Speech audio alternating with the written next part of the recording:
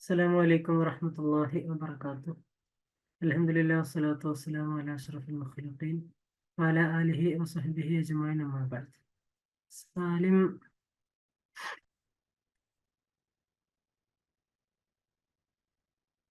പ്രിയപ്പെട്ട വിദ്യാർത്ഥികളെ, 2025 June net എക്സാമിന് വേണ്ടിയിട്ടുള്ള സീരിയസ് പ്രിപ്പറേഷനൊക്കെ തുടങ്ങിയിട്ടുള്ളവരും തുടങ്ങാൻ ഉദ്ദേശിക്കുന്നവരുമായ ആളുകളായിരിക്കും നിങ്ങളൊക്കെ എന്നാണ് ഞാൻ മനസ്സിലാക്കുന്നത്. ഏതായാലും 2024 ഡിസംബർ ടൈമിന്റെ റിസൾട്ട് വന്നു.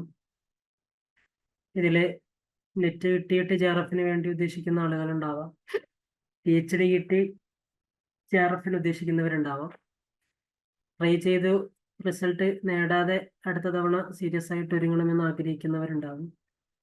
ഇതുവരെ എഴുതുകയൊന്നും ചെയ്യാത്ത ഫ്രഷേഴ്സ് ആയിട്ടുള്ള ആളുകളും ഉണ്ടാവും. ഇൻഷാ അല്ലാഹ് നമുക്ക് എങ്ങനെയൊക്കെയാണ് പ്രിപ്പറേഷൻ നടത്തേണ്ടത്, ഏതെല്ലാം രീതിയിലുള്ള ഒരു മുന്നോട്ട് പോക്കാണ് പ്രിപ്പറേഷനാണ് റിസൾട്ട് അച്ചീവ് ചെയ്യാൻ നമുക്ക് വേണ്ടത്, ഇങ്ങനെ തുടങ്ങിയിട്ടുള്ള ചില കാര്യങ്ങളൊക്കെ നമുക്ക് പറഞ്ഞ് ഈ ഒരു സെഷന് ഇവിടെ അവസാനിപ്പിക്കാമെന്ന് തോന്നുന്നു. ആദ്യമായിട്ട് ഇതില് നെറ്റ് ക്വാളിഫൈ ചെയ്ത ആളുകളൊന്ന് കമന്റ് ചെയ്യും, അല്ലെങ്കിൽ ഒന്ന് വോയിസിൽ വന്നാലും മതി. നെറ്റ് നേടിയിട്ടുള്ള ആളുകളുണ്ടോ?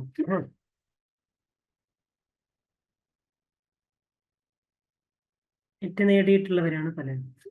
ഓൺലി PhD ക്വാളിഫിക്കേഷൻ കടന്നവരുണ്ടോ? ഫസ്റ്റ് ടൈം എഴുതുന്ന ആളുകൾ ആരൊക്കെയാണ്? ഇതുവരെ നെറ്റ് എക്സാം എഴുതിയിട്ടില്ല, ആദ്യമായിട്ട് എഴുതുകയാണ്, അങ്ങനെയുള്ള ആളുകളൊന്ന് പറയാം.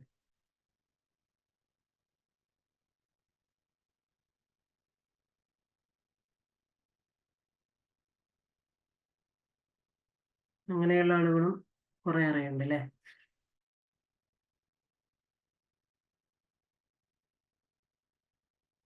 ഓക്കെ, ഇപ്പൊ എല്ലാ രീതിയിലുള്ള ആളുകളും ഉണ്ട് എന്നുള്ളതാണ്. ഇൻഷാ അല്ലാഹ് നമുക്ക് ജനറൽ ആയിട്ടുള്ള ചില കാര്യങ്ങൾ പറയാം.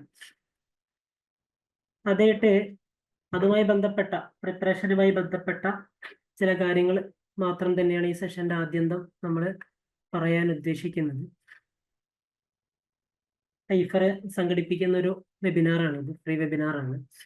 കഴിഞ്ഞ 2024 ഡിസംബർ നെറ്റ് എക്സാമിൽ ഐഫറിന്റെ റിസൾട്ടാണിത്. 561 നെറ്റും 64 JRF-ഉം 1418 PhD-യുമായിട്ട് ഏറ്റവും മികച്ച ഒരു റിസൾട്ടാണ്. കഴിഞ്ഞ തവണത്തേക്കാളൊക്കെ മികച്ച, കേരളത്തിലെ തന്നെ ബെസ്റ്റ് റിസൾട്ട് എന്ന് പറയാവുന്ന റിസൾട്ടാണ് ഐഫർ സ്വന്തമാക്കിയിട്ടുള്ളത്.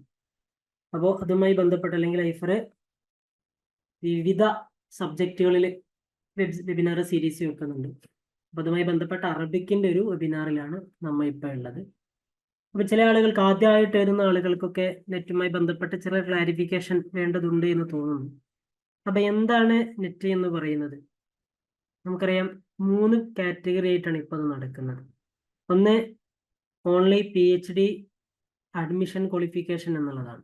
നിങ്ങളുടെ PhD ചെയ്യാൻ ഉദ്ദേശിക്കുന്ന ആളുകൾക്ക് നെറ്റ് എക്സാം ക്വാളിഫൈ ചെയ്യണം എന്നുള്ളതാണ് പുതിയ ക്രൈറ്റീരിയ എന്ന് പറയുന്നത്, അല്ലെങ്കിൽ പുതിയൊരു റൂൾസ് റെഗുലേഷൻ അങ്ങനെയുള്ളത്. മുമ്പൊക്കെ ഓരോ യൂണിവേഴ്സിറ്റികൾ അതാത് യൂണിവേഴ്സിറ്റികളുടെ എൻട്രൻസ് എക്സാം നടത്താറായിരുന്നു. എന്നാൽ അതിനു പകരം അത് ഒരു ഏകജാലകം പോലെ ഈ ഒരു എക്സാം അതിൻ്റെ മാനദണ്ഡമായിട്ട് PhD-ക്ക് അഡ്മിഷൻ കൊടുക്കണം എന്നുള്ളതാണ്. അപ്പോൾ PhD അഡ്മിഷൻ ക്വാളിഫിക്കേഷൻ ഉള്ള ഒരു രീതിയിലാണ് നെറ്റ് എക്സാമിന്റെ ഒരു കാറ്റഗറി വരുന്നത്. മറ്റൊന്ന് PhD അഡ്മിഷൻ ക്വാളിഫിക്കേഷൻ വിത്ത് അസിസ്റ്റന്റ് പ്രൊഫസർ എന്ന് പറയുന്ന ഒരു ക്വാളിഫിക്കേഷൻ കൂടിയാണ്. ഇതാണ് രണ്ടാമത്തെ എന്ന് പറയുന്നത്. ഏറ്റവും മുകളിൽ വരുന്നതാണ് PhD ക്വാളിഫിക്കേഷൻ ഉണ്ടാകും, അതോടൊപ്പം അസിസ്റ്റന്റ് പ്രൊഫസർ ഉണ്ടാകും, അതിൻ്റെ കൂടെ JRF എന്ന് പറയുന്ന ഫെലോഷിപ്പിനുള്ള ക്വാളിഫിക്കേഷനും കൂടി ഉണ്ടാകും. ഈ 3 കാറ്റഗറി ആയിട്ടാണ് ഇപ്പൊ നെറ്റ് എക്സാം. കഴിഞ്ഞ 2 ടൈമിന് മുൻപ് വരെ 2 എണ്ണം മാത്രമേ ഉണ്ടായിരുന്നുള്ളൂ, PhD എന്നുള്ളത് ഉണ്ടായിരുന്നില്ല. അപ്പൊ കഴിഞ്ഞതിന് ശേഷമാണ്, ഈ കഴിഞ്ഞ 2024 ജൂണിനും 2024 ഡിസംബറിലുമാണ് ഈ ഒരു 3 കാറ്റഗറി ആയിക്കൊണ്ട് നെറ്റ് എക്സാം മാറിയിട്ടുള്ളത്. അതുവരെ ഈ പറയുന്ന 2 രീതിയിൽ മാത്രമേ നെറ്റ് എക്സാം ഉണ്ടായിരുന്നുള്ളൂ. ഇനി ഇങ്ങനെ ഏതൊക്കെ ആളുകൾക്കാണ് എക്സാം എഴുതാൻ പറ്റുക എന്നുള്ളതാണ്. ഇതിന് നമുക്കറിയാം, നമുക്ക് അറബി ആകുന്ന സമയത്ത് അറബി PG എന്തായിരിക്കണം? 55% മാർക്ക് വേണം ജനറൽ കാറ്റഗറിക്ക്. 50% മതി OBC പോലെയുള്ള റിസർവ്ഡ് കാറ്റഗറിക്ക് 50% മതി എന്നുള്ളതാണ്. PG കംപ്ലീറ്റ് ആവണോ എന്ന് ചോദിച്ചാൽ PG 2 വർഷത്തിനുള്ളിൽ എന്തായിരിക്കണം? കംപ്ലീറ്റ് ആവണം എന്നുള്ളതാണ്. ഓക്കെ. അതിന് ഏജ് ലിമിറ്റ് JRFന് ഈ അസിസ്റ്റന്റ് പ്രൊഫസറിനൊന്നും ഏജ് ലിമിറ്റ് ഇല്ല. അതേപോലെ PhD ക്വാളിഫിക്കേഷൻ എന്ന് പറയുന്ന അതിനും ഏജ് ലിമിറ്റ് ഇല്ല. പക്ഷെ JRF നിങ്ങൾക്ക് അതിനു വേണ്ടി നിങ്ങൾ ഉദ്ദേശിക്കുന്നുണ്ട് എങ്കിൽ ജനറൽ കാറ്റഗറിയിൽ വരുന്ന ആളുകൾക്ക് 30 വയസ്സ് വരെ മാത്രമേ അതിൻ്റെ ഒരു ലിമിറ്റേഷൻ ഉണ്ടാവുള്ളൂ. അല്ലെങ്കിൽ അതിനൊരു ലിമിറ്റ് എന്ന് പറയുന്നത് 30 വയസ്സാണ്. റിസർവ്ഡ് കാറ്റഗറി നമ്മളൊക്കെ ഉൾപ്പെടുന്ന OBC പോലെയുള്ളവർക്ക് 5 വയസ്സ് കൂടി ഉണ്ടാകും. എന്ന് പറഞ്ഞാൽ 35 വയസ്സ് പൂർത്തിയായി ഒരു ദിവസമായാൽ പോലും നിങ്ങൾക്കതിന് യോഗ്യത ഉണ്ടാവില്ല. എന്ന് പറഞ്ഞാൽ ഇതിൽ ചില കൺഫ്യൂഷൻ ഉണ്ടാവും. ഇപ്പോൾ 35 വയസ്സ് കവിയരുത് എന്നാണ്. ഇപ്പോൾ 2000 ജനിച്ച ഒരാളെ സംബന്ധിച്ചിടത്തോളം 2035 എന്താവുക? 2000 ജനുവരി 1 ജനിച്ച ഒരാൾക്ക് 2035 ജനുവരി 1 35 വയസ്സായി. ഓക്കെ. അതല്ലാതെ 2035 ജനുവരി 1 35 വയസ്സ് തുടങ്ങിയല്ലോ. 35 കൂടുതൽ ആവരുത് എന്ന് പറഞ്ഞാൽ 35 വയസ്സും ഒരു ദിവസവും ആയാലും 35ന്റെ മീതെയാണ്. ഓക്കെ. ഇത് 35 കഴിഞ്ഞിട്ടില്ലല്ലോ. 35 കഴിഞ്ഞു. നിങ്ങളുടെ കയ്യില് 3500 കൂടുതൽ ഉണ്ടാവരുത് എന്ന് പറഞ്ഞാൽ 3501 ആയാലും 3500 കൂടുതലല്ലേ? 3600 ആയിട്ടില്ലല്ലോ എന്നുള്ളതല്ലല്ലോ ഇവിടുത്തെ മാനദണ്ഡം. എന്തായാലും 36 ആയിട്ടില്ല എന്നുള്ളതല്ല മാനദണ്ഡം. നോ മോർ ദാൻ 35 എന്നുള്ളതാണ്. No more than 30 bracket relaxation 5 years എന്നുള്ളതാണ്. അപ്പോൾ ആ 5 കൂട്ടിയാൽ 35നേക്കാൾ കൂടുതൽ ആവരുത്. ഇപ്പൊ 35 വയസ്സും ഒരു ദിവസവും ആയാൽ നിങ്ങൾക്ക് 35നേക്കാൾ കൂടുതൽ വയസ്സായി എന്നുള്ളതാണ്. അപ്പൊ നിങ്ങൾക്ക് JRFനുള്ള അവിടെ അപ്ലൈ ചെയ്യുന്ന സമയത്ത് JRF എന്നുള്ളത് വരൂല്ലേ നിങ്ങൾക്ക്. ഓക്കെ. 35ന്റെ താഴെയുള്ളവർക്ക് മാത്രമേ എന്താ പറ്റുള്ളൂ? JRFന് അപ്ലൈ ചെയ്യാൻ പറ്റുള്ളൂ. ഓക്കെ. അപ്പൊ ഏജുമായി ബന്ധപ്പെട്ട് പ്രാഥമികമായി നമ്മൾ അറിഞ്ഞിരിക്കേണ്ട കാര്യം അതാണ്. മറ്റൊന്ന് എക്സാമിന്റെ ഒരു പാറ്റേൺ ആണ്. നമുക്കറിയാം 2 പേപ്പറുകൾ. ഒന്ന് ജനറൽ പേപ്പർ, അത് 50 ക്വസ്റ്റ്യൻ ഉള്ളതായിരിക്കും. ഓരോ ക്വസ്റ്റ്യനും 2 മാർക്ക് ചെയ്താണ്. മറ്റൊന്ന് പേപ്പർ 2 അറബിക് എന്ന് പറയുന്നത്, അത് 100 ക്വസ്റ്റ്യൻ ഉള്ളതായിരിക്കും. ഓരോ ക്വസ്റ്റ്യനും 2 മാർക്ക്. അങ്ങനെ ടോട്ടൽ 150 ക്വസ്റ്റ്യനിൽ 300 മാർക്കിലായിരിക്കും എന്തുണ്ടാവുക? എക്സാം ഉണ്ടാവുക. ഓക്കെ. 300 മാർക്കിലായിരിക്കും ഉണ്ടാവുക. നിലവിൽ ഇതുവരെ എന്തില്ല? നെഗറ്റീവ് മാർക്ക് ഇല്ല എന്നുള്ളതാണ്. നെഗറ്റീവ് മാർക്കൊക്കെ ഇനി പക്ഷെ വരാം. നിലവിൽ നെറ്റിൽ എന്തില്ല? നെഗറ്റീവ് മാർക്ക് ഇല്ല. അതുകൊണ്ട് നമുക്ക് ഏത് ക്വസ്റ്റ്യനും അവഗണിക്കാതെ നിർബന്ധമായും എന്ത് ചെയ്യണം? നമ്മൾ അറ്റൻഡ് ചെയ്യണം എന്നുള്ളതാണ്. ഓക്കെ. മാർക്ക് നഷ്ടമാവോ എന്ന് കരുതിയിട്ട് അറ്റൻഡ് ചെയ്യാതിരിക്കരുത്. PSC പോലെയുള്ള പരീക്ഷകളിൽ നെഗറ്റീവ് മാർക്ക് ഉണ്ടാവാറുണ്ട്. ഒരു മിനിറ്റ്.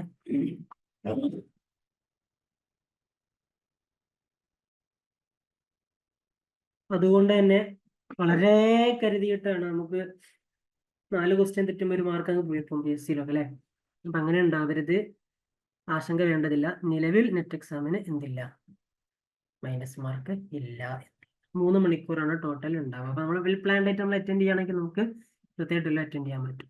പിന്നെ അറബിക്കിനെ സംബന്ധിച്ചിടത്തോളം ഇപ്പോൾ നമ്മൾ പൊതുവെ പറയാറുണ്ട് JRF എന്ന് പറഞ്ഞാൽ 1% മാത്രമാണ്. നെറ്റ് എന്ന് പറഞ്ഞാൽ 6%. PhD അങ്ങനെ കൃത്യമായിട്ട് ഓർമ്മയില്ല, അങ്ങനെ അവർ പറഞ്ഞിട്ടില്ല എന്ന് തോന്നുന്നുണ്ട്. അപ്പോൾ ഈ രീതിയിൽ വളരെ കോമ്പറ്റീഷൻ നടക്കുന്ന ഒരു എക്സാമാണ് നെറ്റ് എക്സാം എന്ന് പറയുന്നത്. അപ്പൊ അറബിക്കിൽ 1% എന്ന് പറയുമ്പോൾ ഇത്തവണ OBC NCL 6 പേർക്ക് മാത്രമേ JRF കിട്ടിയിട്ടുള്ളൂ. 6 ഐഫറിലെ സ്റ്റുഡൻസ് ആണ്. അവർ വേറെ സ്ഥലത്തുണ്ടോ എന്നല്ല, ഐഫറിൽ പഠിച്ച 6 കുട്ടികൾക്ക് എന്ത് കിട്ടിയിട്ടുണ്ട്? OBC NCL JRF കിട്ടിയിട്ടുണ്ട്. OBC NCL ലിസ്റ്റ് നോക്കിയാൽ നിങ്ങൾക്ക് കാണാൻ പറ്റും. ലിസ്റ്റ് ഇവിടെ കാണിക്കും. അപ്പോൾ വളരെ കുറഞ്ഞ ആളുകളാണ് അറബിക്കിൽ പൊതുവെ എഴുതാറുള്ളത്. നിങ്ങൾ ഈ ഒരു ടേബിൾ നോക്കൂ. ഈ തവണ അറബിക്കിന് രജിസ്ട്രേഷൻ നടത്തിയിട്ടുള്ളത് 2236 കുട്ടികൾ.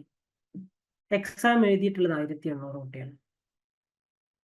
ഈ 1800 കുട്ടികളിൽ 1% എന്ന് പറഞ്ഞാൽ എത്രയായിരിക്കും? 1%? 18 ആയിരിക്കും അല്ലെ? 18-20 കുട്ടികൾക്കൊക്കെ JRF കിട്ടുള്ളൂ അറബിക്കിൽ. ഓൾ ഇന്ത്യ ലെവലാട്ടോ ഞാൻ പറയുന്നത്. പിന്നെ 1% തന്നെ ഉണ്ടോ എന്നുള്ളത് കൺഫ്യൂഷനാണ്, കാരണം അത്രത്തോളം കിട്ടുന്നില്ല.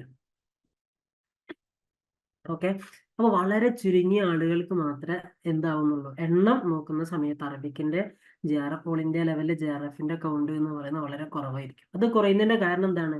എക്സാം എഴുതുന്ന ആളുകളും കുറവാണ്. 2000-ൽ താഴെ കുട്ടികൾ പരീക്ഷ എഴുതുന്ന, അല്ലെങ്കിൽ 2000-ൽ താഴെ മാത്രം കുട്ടികൾ എഴുതുന്ന ഒരു പരീക്ഷയാണ് നെറ്റ് അറബിക് എന്ന് പറയുന്നത്. അപ്പൊ അതിൽ സ്വാഭാവികമായിട്ടും ക്വാളിഫൈഡ് ആവുന്ന കുട്ടികളുടെ എണ്ണം തുലം തുച്ഛമായിരിക്കും ബാക്കി സബ്ജക്റ്റുകളെ അപേക്ഷിച്ച്. 50,000, 60,000, 1,00,000 ഒക്കെ എഴുതുന്ന സബ്ജക്റ്റുകളാണ് ഇംഗ്ലീഷ്, അതേപോലെ കൊമേഴ്സ് എന്നൊക്കെ പറയുന്നത്. അതിലൊക്കെ ഉണ്ടാകുന്ന റിസൾട്ട് എന്ന് പറഞ്ഞാൽ വളരെ വലുതായിരിക്കും. കൊമേഴ്സിലൊക്കെ ഒരു 600 JRF ഉണ്ടാവാം. പക്ഷെ അറബിക്കിൽ ആകെ 1800 ആളെ എഴുതുന്നുള്ളൂ. അപ്പൊ 1800 ആൾ മാത്രം എഴുതുന്ന ഒരു എക്സാമിൽ 600 ആളുകൾക്ക് JRF കിട്ടൂലല്ലോ.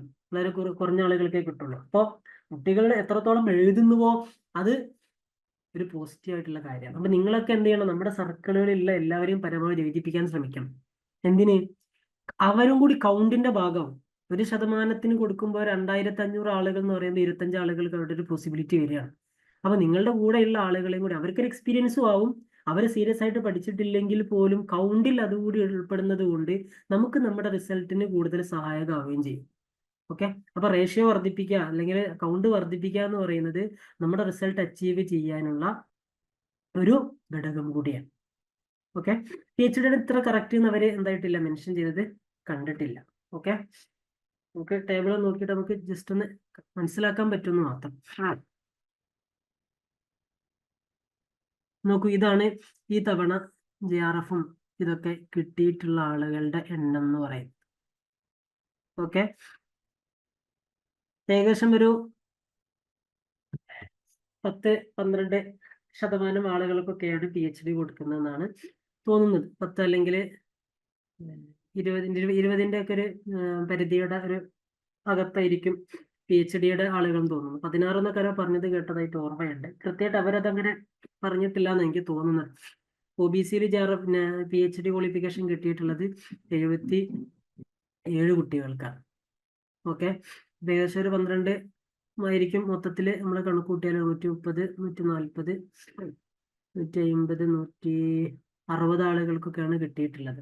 ഏകദേശം 160 എന്നൊക്കെ പറയുമ്പോൾ അതൊരു 10-12% ഒരു ലെവലിലായിരിക്കും അത് വരും. 10% തന്നെ കഷ്ടിച്ചുണ്ടാവലേ ഉണ്ടാവുള്ളൂ ചിലപ്പോൾ. ഒരു 10% ആളുകൾക്കൊക്കെ ആയിരിക്കും PhD-യുടെ ഒരു ക്വാളിഫിക്കേഷൻ ഇത് പറയുന്നത്. ഓക്കെ, അപ്പൊ ആ രീതിയിലാണ് എന്താകുന്നത് റിസൾട്ട് വരുന്നത്. അപ്പൊ നമ്മൾ പരമാവധി കൗണ്ട് വർദ്ധിപ്പിക്കാൻ വേണ്ടി ശ്രമിക്കുക എന്നുള്ളത് കൂടി ഒരു പോസിറ്റീവ് ആയിട്ടുള്ള ഒരു കാര്യമാണ്. ഓക്കെ, അത് ഈ തവണത്തെ കട്ട് ഓഫ് ആണ്. നിങ്ങൾ കട്ട് ഓഫ് ഒന്ന് ജസ്റ്റ് ഒന്ന് ചെക്ക് ചെയ്ത് നോക്കും. അറബിക്കില് ഇത് OBC NCL, ഇതാണ് other backward class non ക്രീമിയർ layer എന്ന് പറയുന്നത്. ഇതിന്റെ കട്ട് ഓഫ് ആണ് 230. കണ്ടോ നിങ്ങൾ? അപ്പൊ നമുക്കൊക്കെ 230 ഇത്തവണത്തെ JRF-ന്റെ കട്ട് ഓഫ് എന്ന് പറയുന്നത്. നെറ്റിന്റെ കട്ട് ഓഫ് കണ്ടോ നിങ്ങൾ? 198. നെറ്റ് JRF കിട്ടിയ ആളുകളുടെ എണ്ണം കണ്ടില്ലേ? OBC NCL 6 പേർക്കാണ് കിട്ടിയത്. ഓക്കെ, 198. നെറ്റ് കിട്ടിയിട്ടുള്ളത് 77 പേർക്കാണ്. 170 ആളുകൾക്കാണ് എന്തായിട്ടുള്ളത് PhD കിട്ടിയിട്ടുള്ളത്. ഓക്കെ, അപ്പൊ മൊത്തത്തിൽ PhD കിട്ടിയിട്ടുള്ള ആളുകള് 10% അല്ല കേട്ടോ വരിക. 200, 300, 400, 500,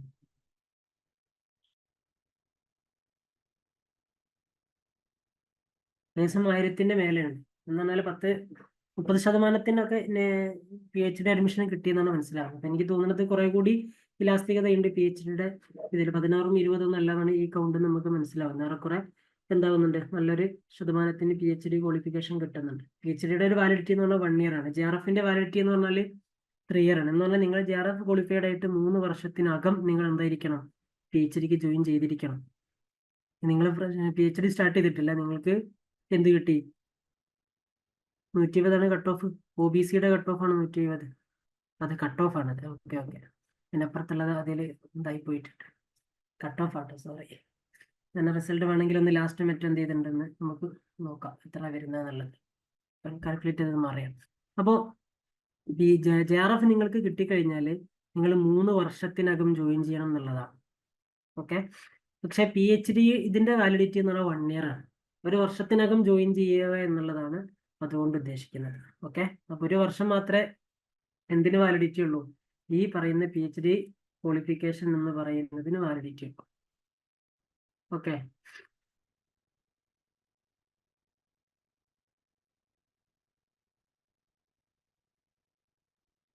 സാർ ഒരു ഡൗട്ട് ചോദിച്ചോട്ടെ? ഹലോ അനന്ത, പറഞ്ഞോ.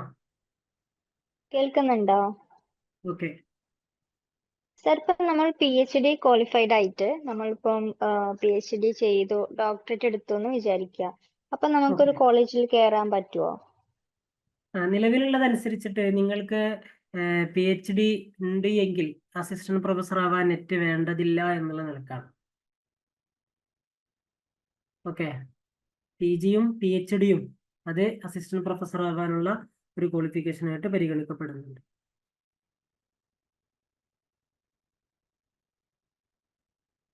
ഓക്കെ, ക്ലിയർ ആണോ? ക്ലിയർ ആണ്, ക്ലിയർ ആണ്. അപ്പോൾ ഇതാണ് പ്രാഥമികമായിട്ട് നമ്മൾ ഈ ഒരു ഗ്രൗണ്ടിലേക്ക് ഇറങ്ങുന്ന സമയത്ത് നമ്മൾ മനസ്സിലാക്കി വെക്കേണ്ട ചില യാഥാർത്ഥ്യങ്ങൾ എന്ന് പറയുന്നത്. ഓക്കെ,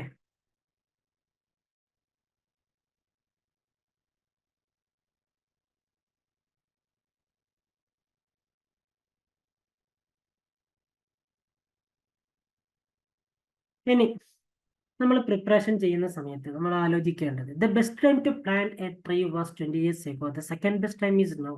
ഒരു ചൈനീസ് പ്രോവർബാണ്.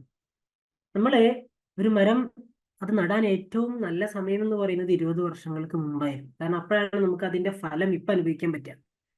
ഇനി നമുക്കിപ്പോ അത് 20 വർഷം നമ്മുടെ മുമ്പിലില്ല, 10 വർഷം നമ്മുടെ മുമ്പിലില്ല. ഇനി നമുക്ക് മുമ്പിലുള്ളത് ഈ സമയമാണ്. അപ്പൊ സെക്കൻഡ് ബെസ്റ്റ് എന്ന് പറയുന്നത് ഇപ്പോഴാണ്. അപ്പൊ നിങ്ങൾക്ക് ഏറ്റവും നല്ല ഒരു സമയം എന്ന് പറയുന്നത് കഴിഞ്ഞ നെറ്റ് എക്സാമിനൊക്കെ ആയിരുന്നു, അല്ലെങ്കിൽ അതിന്റെ മുമ്പുള്ളതായിരുന്നു. അപ്പൊ നിങ്ങൾക്ക് ഇപ്പൊ റിസൾട്ട് കിട്ടി JRF ക്വാളിഫൈഡ് ആവാമായിരുന്നല്ലോ. പക്ഷെ അതിന് പോസിബിൾ അല്ല. ഇനി നമ്മുടെ മുമ്പിൽ അവശേഷിക്കുന്നത് എന്ന് പറയുന്നത് എന്താണ്? ഈ ഒരു സമയമാണ്. ഓക്കെ, അപ്പൊ സെക്കൻഡ് ബെസ്റ്റ് ടൈം എന്ന് പറഞ്ഞാൽ ഇപ്പോഴാണ്. അപ്പോ ഈ ഒരു സമയത്ത് നമ്മൾ തുടങ്ങുക എന്നുള്ളതാണ്. നാളേക്ക് നീട്ടി വെച്ച ഒന്നും എന്തായിട്ടില്ല, നമ്മൾ കൃത്യമായിട്ട് ചെയ്യാറില്ല. കാരണം നാളെ നാളെ എന്ന് പറയുന്നത് പലപ്പോഴും എന്താവാറാണ്, അത് നീണ്ടു നീണ്ടു പോവാറാണ്. അപ്പൊ നമ്മൾ കൃത്യമായിട്ട് ഇപ്പൊ തന്നെ തുടങ്ങാനുള്ള ഒരു മാനസികാവസ്ഥ ഉണ്ടെങ്കിൽ നമുക്ക് കുറെയൊക്കെ കാര്യങ്ങൾ എളുപ്പമാവും. അതല്ല നമ്മളിങ്ങനെ വീണ്ടും വീണ്ടും പിന്തിപ്പിക്കാനുള്ള ശ്രമങ്ങളാണ് നടത്തുന്നതെങ്കിൽ നമ്മൾ ഒറ്റ പരീക്ഷയും ഒരു പക്ഷെ എന്താവാറുണ്ടാവില്ല, എഴുതിക്കൊള്ളുന്നില്ല. അങ്ങനെ പിന്നെ ഒരുങ്ങിയിട്ടില്ലല്ലോ, അടുത്തതിന് നന്നായിട്ട് ഒരുങ്ങുക, അല്ലെങ്കിൽ പിന്നെ അടുത്തതിനാവാം. ഇങ്ങനെ ഈ നിലക്ക് നമ്മൾ എന്ത് ചെയ്യും, അത് വീണ്ടും വീണ്ടും ഡിലേ ആക്കിക്കൊണ്ടേയിരിക്കും. അങ്ങനെ ഡിലേ ആകാതിരിക്കണമെങ്കിൽ നമ്മൾ ഇപ്പൊ തന്നെ അതിന് വേണ്ടി നമ്മൾ ഇഹ്റാം കിട്ടാന്നൊക്കെ പറയാനുണ്ടല്ലോ, ആ രീതിയിൽ ഇപ്പൊ തന്നെ ഒരുങ്ങി നമ്മൾ റെഡി ആയാൽ നമുക്ക് എന്താക്കാൻ പറ്റും, നല്ലൊരു റിസൾട്ടിലേക്ക് എത്താൻ പറ്റും. അപ്പൊ ആ രീതിയിൽ കാര്യങ്ങൾ പ്ലാൻ ചെയ്ത് തുടങ്ങുക എന്നുള്ളതാണ് ഏറ്റവും പ്രധാനപ്പെട്ട ഒരു കാര്യം. ഓക്കെ, അപ്പൊ ഇപ്പം തന്നെ തുടങ്ങുക എന്നുള്ളതാണ് വേണ്ടത്.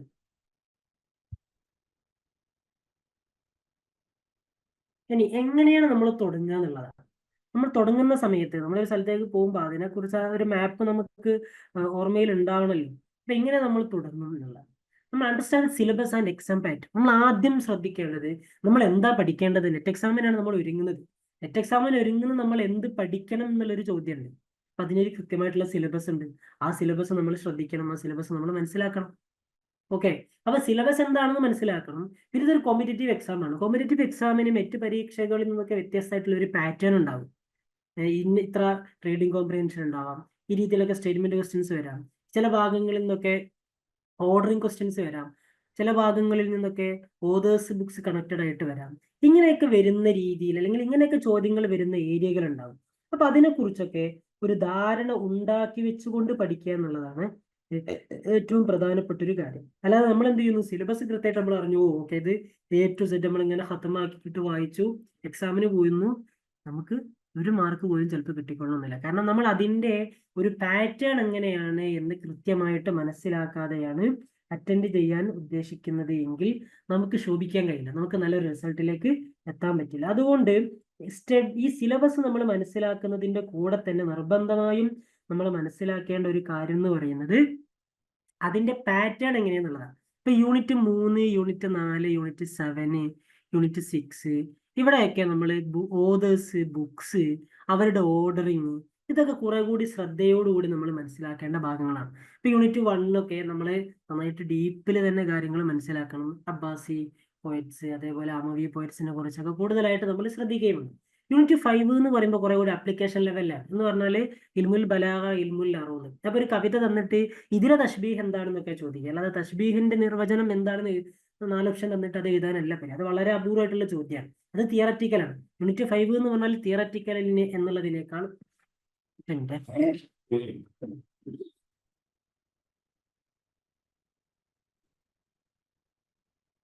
കുറെ കൂടി പ്രാക്ടിക്കലായിട്ട് നമ്മൾ സമീപിക്കേണ്ട, അല്ലെങ്കിൽ പ്രാക്ടിക്കലായിട്ട് നമ്മൾ പഠിക്കേണ്ട ഒരു യൂണിറ്റാണ് യൂണിറ്റ് 5 എന്ന് പറയുന്നത്. അപ്പൊ ആ രീതിയിൽ അത് കൈകാര്യം ചെയ്താലേ നമുക്ക് നല്ലൊരു റിസൾട്ട് ഉണ്ടാക്കാൻ പറ്റുള്ളൂ.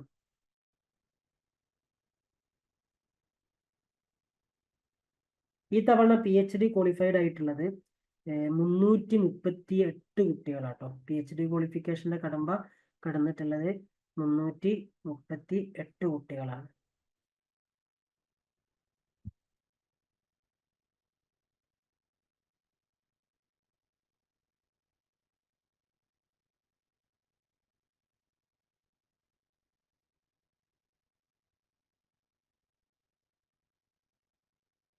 എന്നൊരു ഏകദേശം 18%. Okay,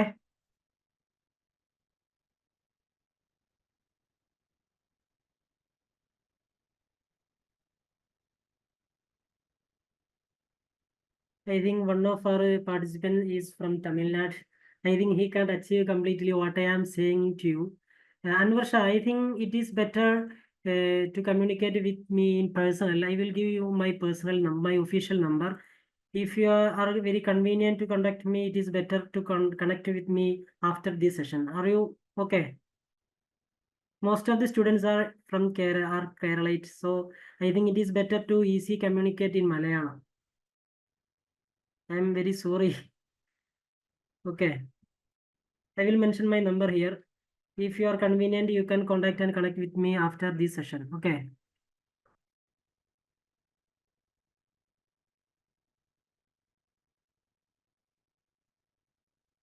Inshallah.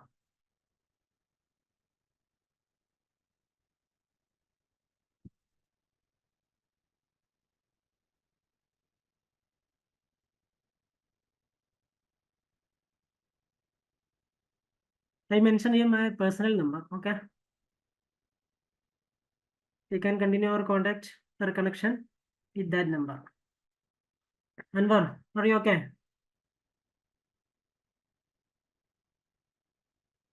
I shared my number in this comment box. Please check it.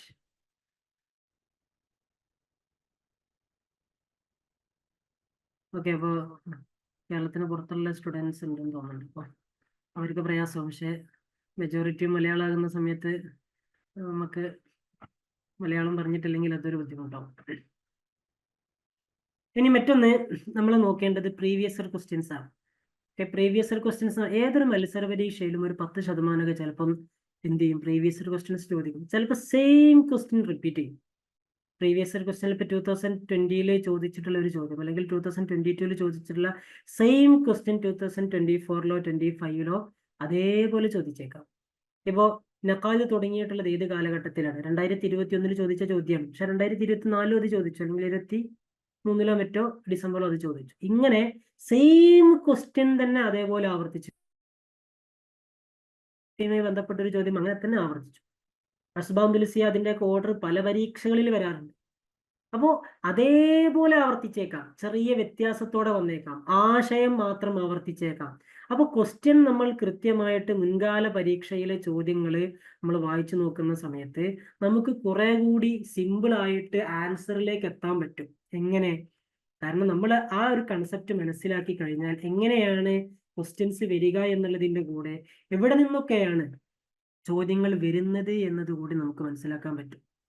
Okay, അപ്പോൾ നിർബന്ധമായും മത്സര പരീക്ഷകൾക്ക് തയ്യാറെടുക്കുന്ന കുട്ടികൾ അത് നിർബന്ധമായിട്ട് എന്തായിരിക്കണം, ഈ രീതിയിലുള്ള ചോദ്യങ്ങൾ, മുൻകാല ചോദ്യങ്ങൾ നിർബന്ധമായും കവർ ചെയ്യണം. Okay, whoever is willing to attend any competitive exam, it is mandatory to attend and to see all the previous question papers. It is very useful to achieve good result. ഇനി നമ്മൾ എങ്ങനെയൊക്കെയാണ് നമ്മുടെ content collect ചെയ്യുക? നമുക്ക് standard ബുക്സുകളുണ്ട്. നമ്മൾ ഉമ്മഹാത്തുൽ കുത്തുബ് എന്നൊക്കെ പറയുന്ന സയ്യാത്ത്, ഫാഹൂരി, ജുർജി, സൈദാനി ഇവരുടെയൊക്കെ പുസ്തകങ്ങളാണ് നമ്മുടെ ഒരു മെയിൻ സോഴ്സ് എന്ന് പറയുന്നത്. യൂണിറ്റ് 9 ആകുന്ന സമയത്ത് അബ്ദുൽ അൽ ഹസനിയുടെ നുസ്ഹത്തുൽ ഖവാത്തിർ ഉണ്ട്. യൂണിറ്റ് 5 ആകുന്ന സമയത്ത് നമുക്ക് ഇൽമുൽ അറൂദ് അല്ലെ, നമ്മുടെ ബലാഗ വാളിഹയുണ്ട്. ഇൽമുൽ അറൂദിന് ഇൽമുൽ ഖവാഫി എന്ന് പറയുന്ന പുസ്തകമുണ്ട്, പറയും പുസ്തകങ്ങളുണ്ട്.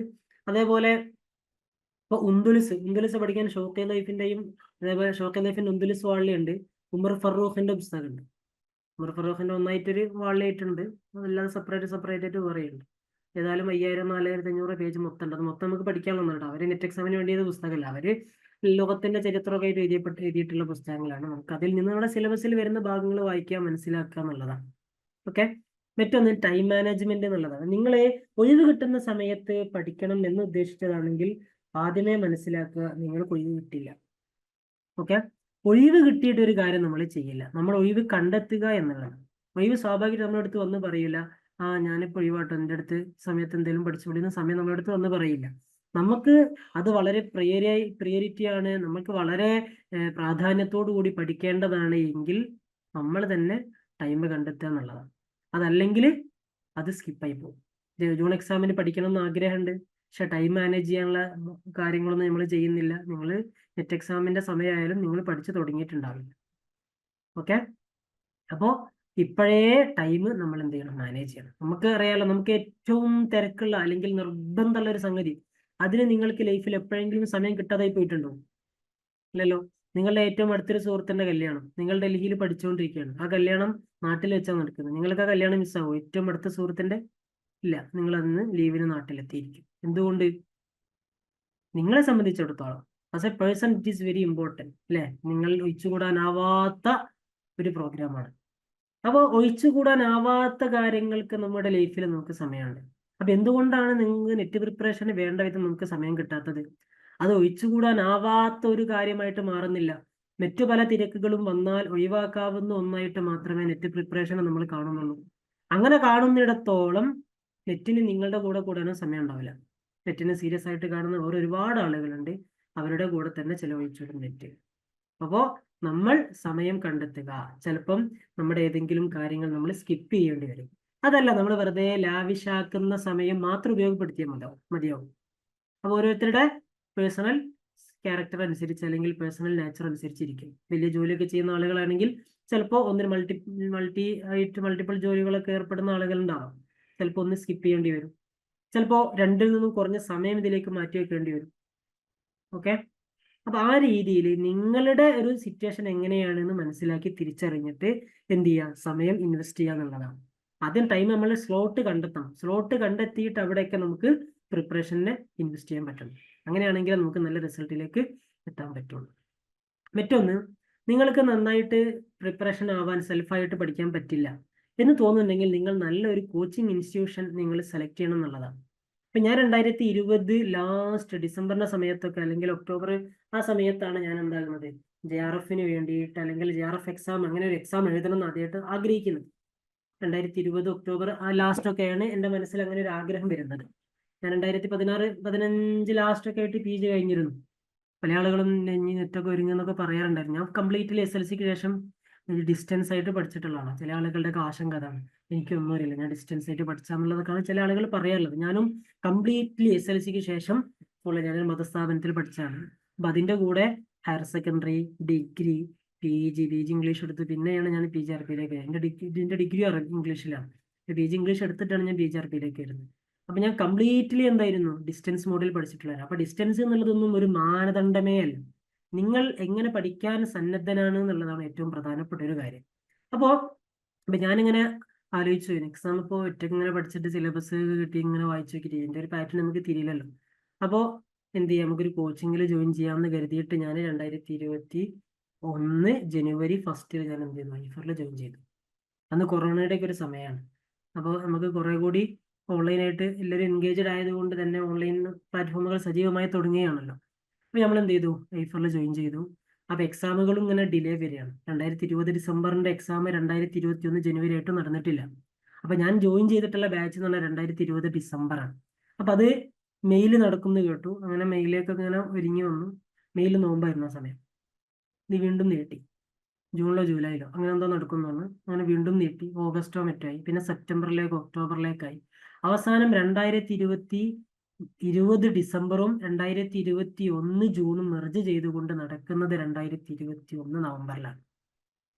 അപ്പോ പരീക്ഷയുടെ സമയം ഇങ്ങനെ നീളും. ചിലപ്പോൾ നമ്മുടെ മൈൻഡ് ചിലപ്പോൾ അപ്സെറ്റ് ആവും. അങ്ങനെ ആവരുത്. നമ്മൾ പോസിറ്റീവ് ആയിട്ട് എടുക്കുക. ഏതായാലും പരീക്ഷ അവർ നീട്ടി, ഇനി അവരെ മുമ്പ് കാല് പിടിച്ച് കരിഞ്ഞിട്ടൊന്നും അവർ നമുക്ക് ഇങ്ങോട്ടാക്കി തരില്ല. അപ്പൊ നമ്മൾ എന്ത് ചെയ്യാം?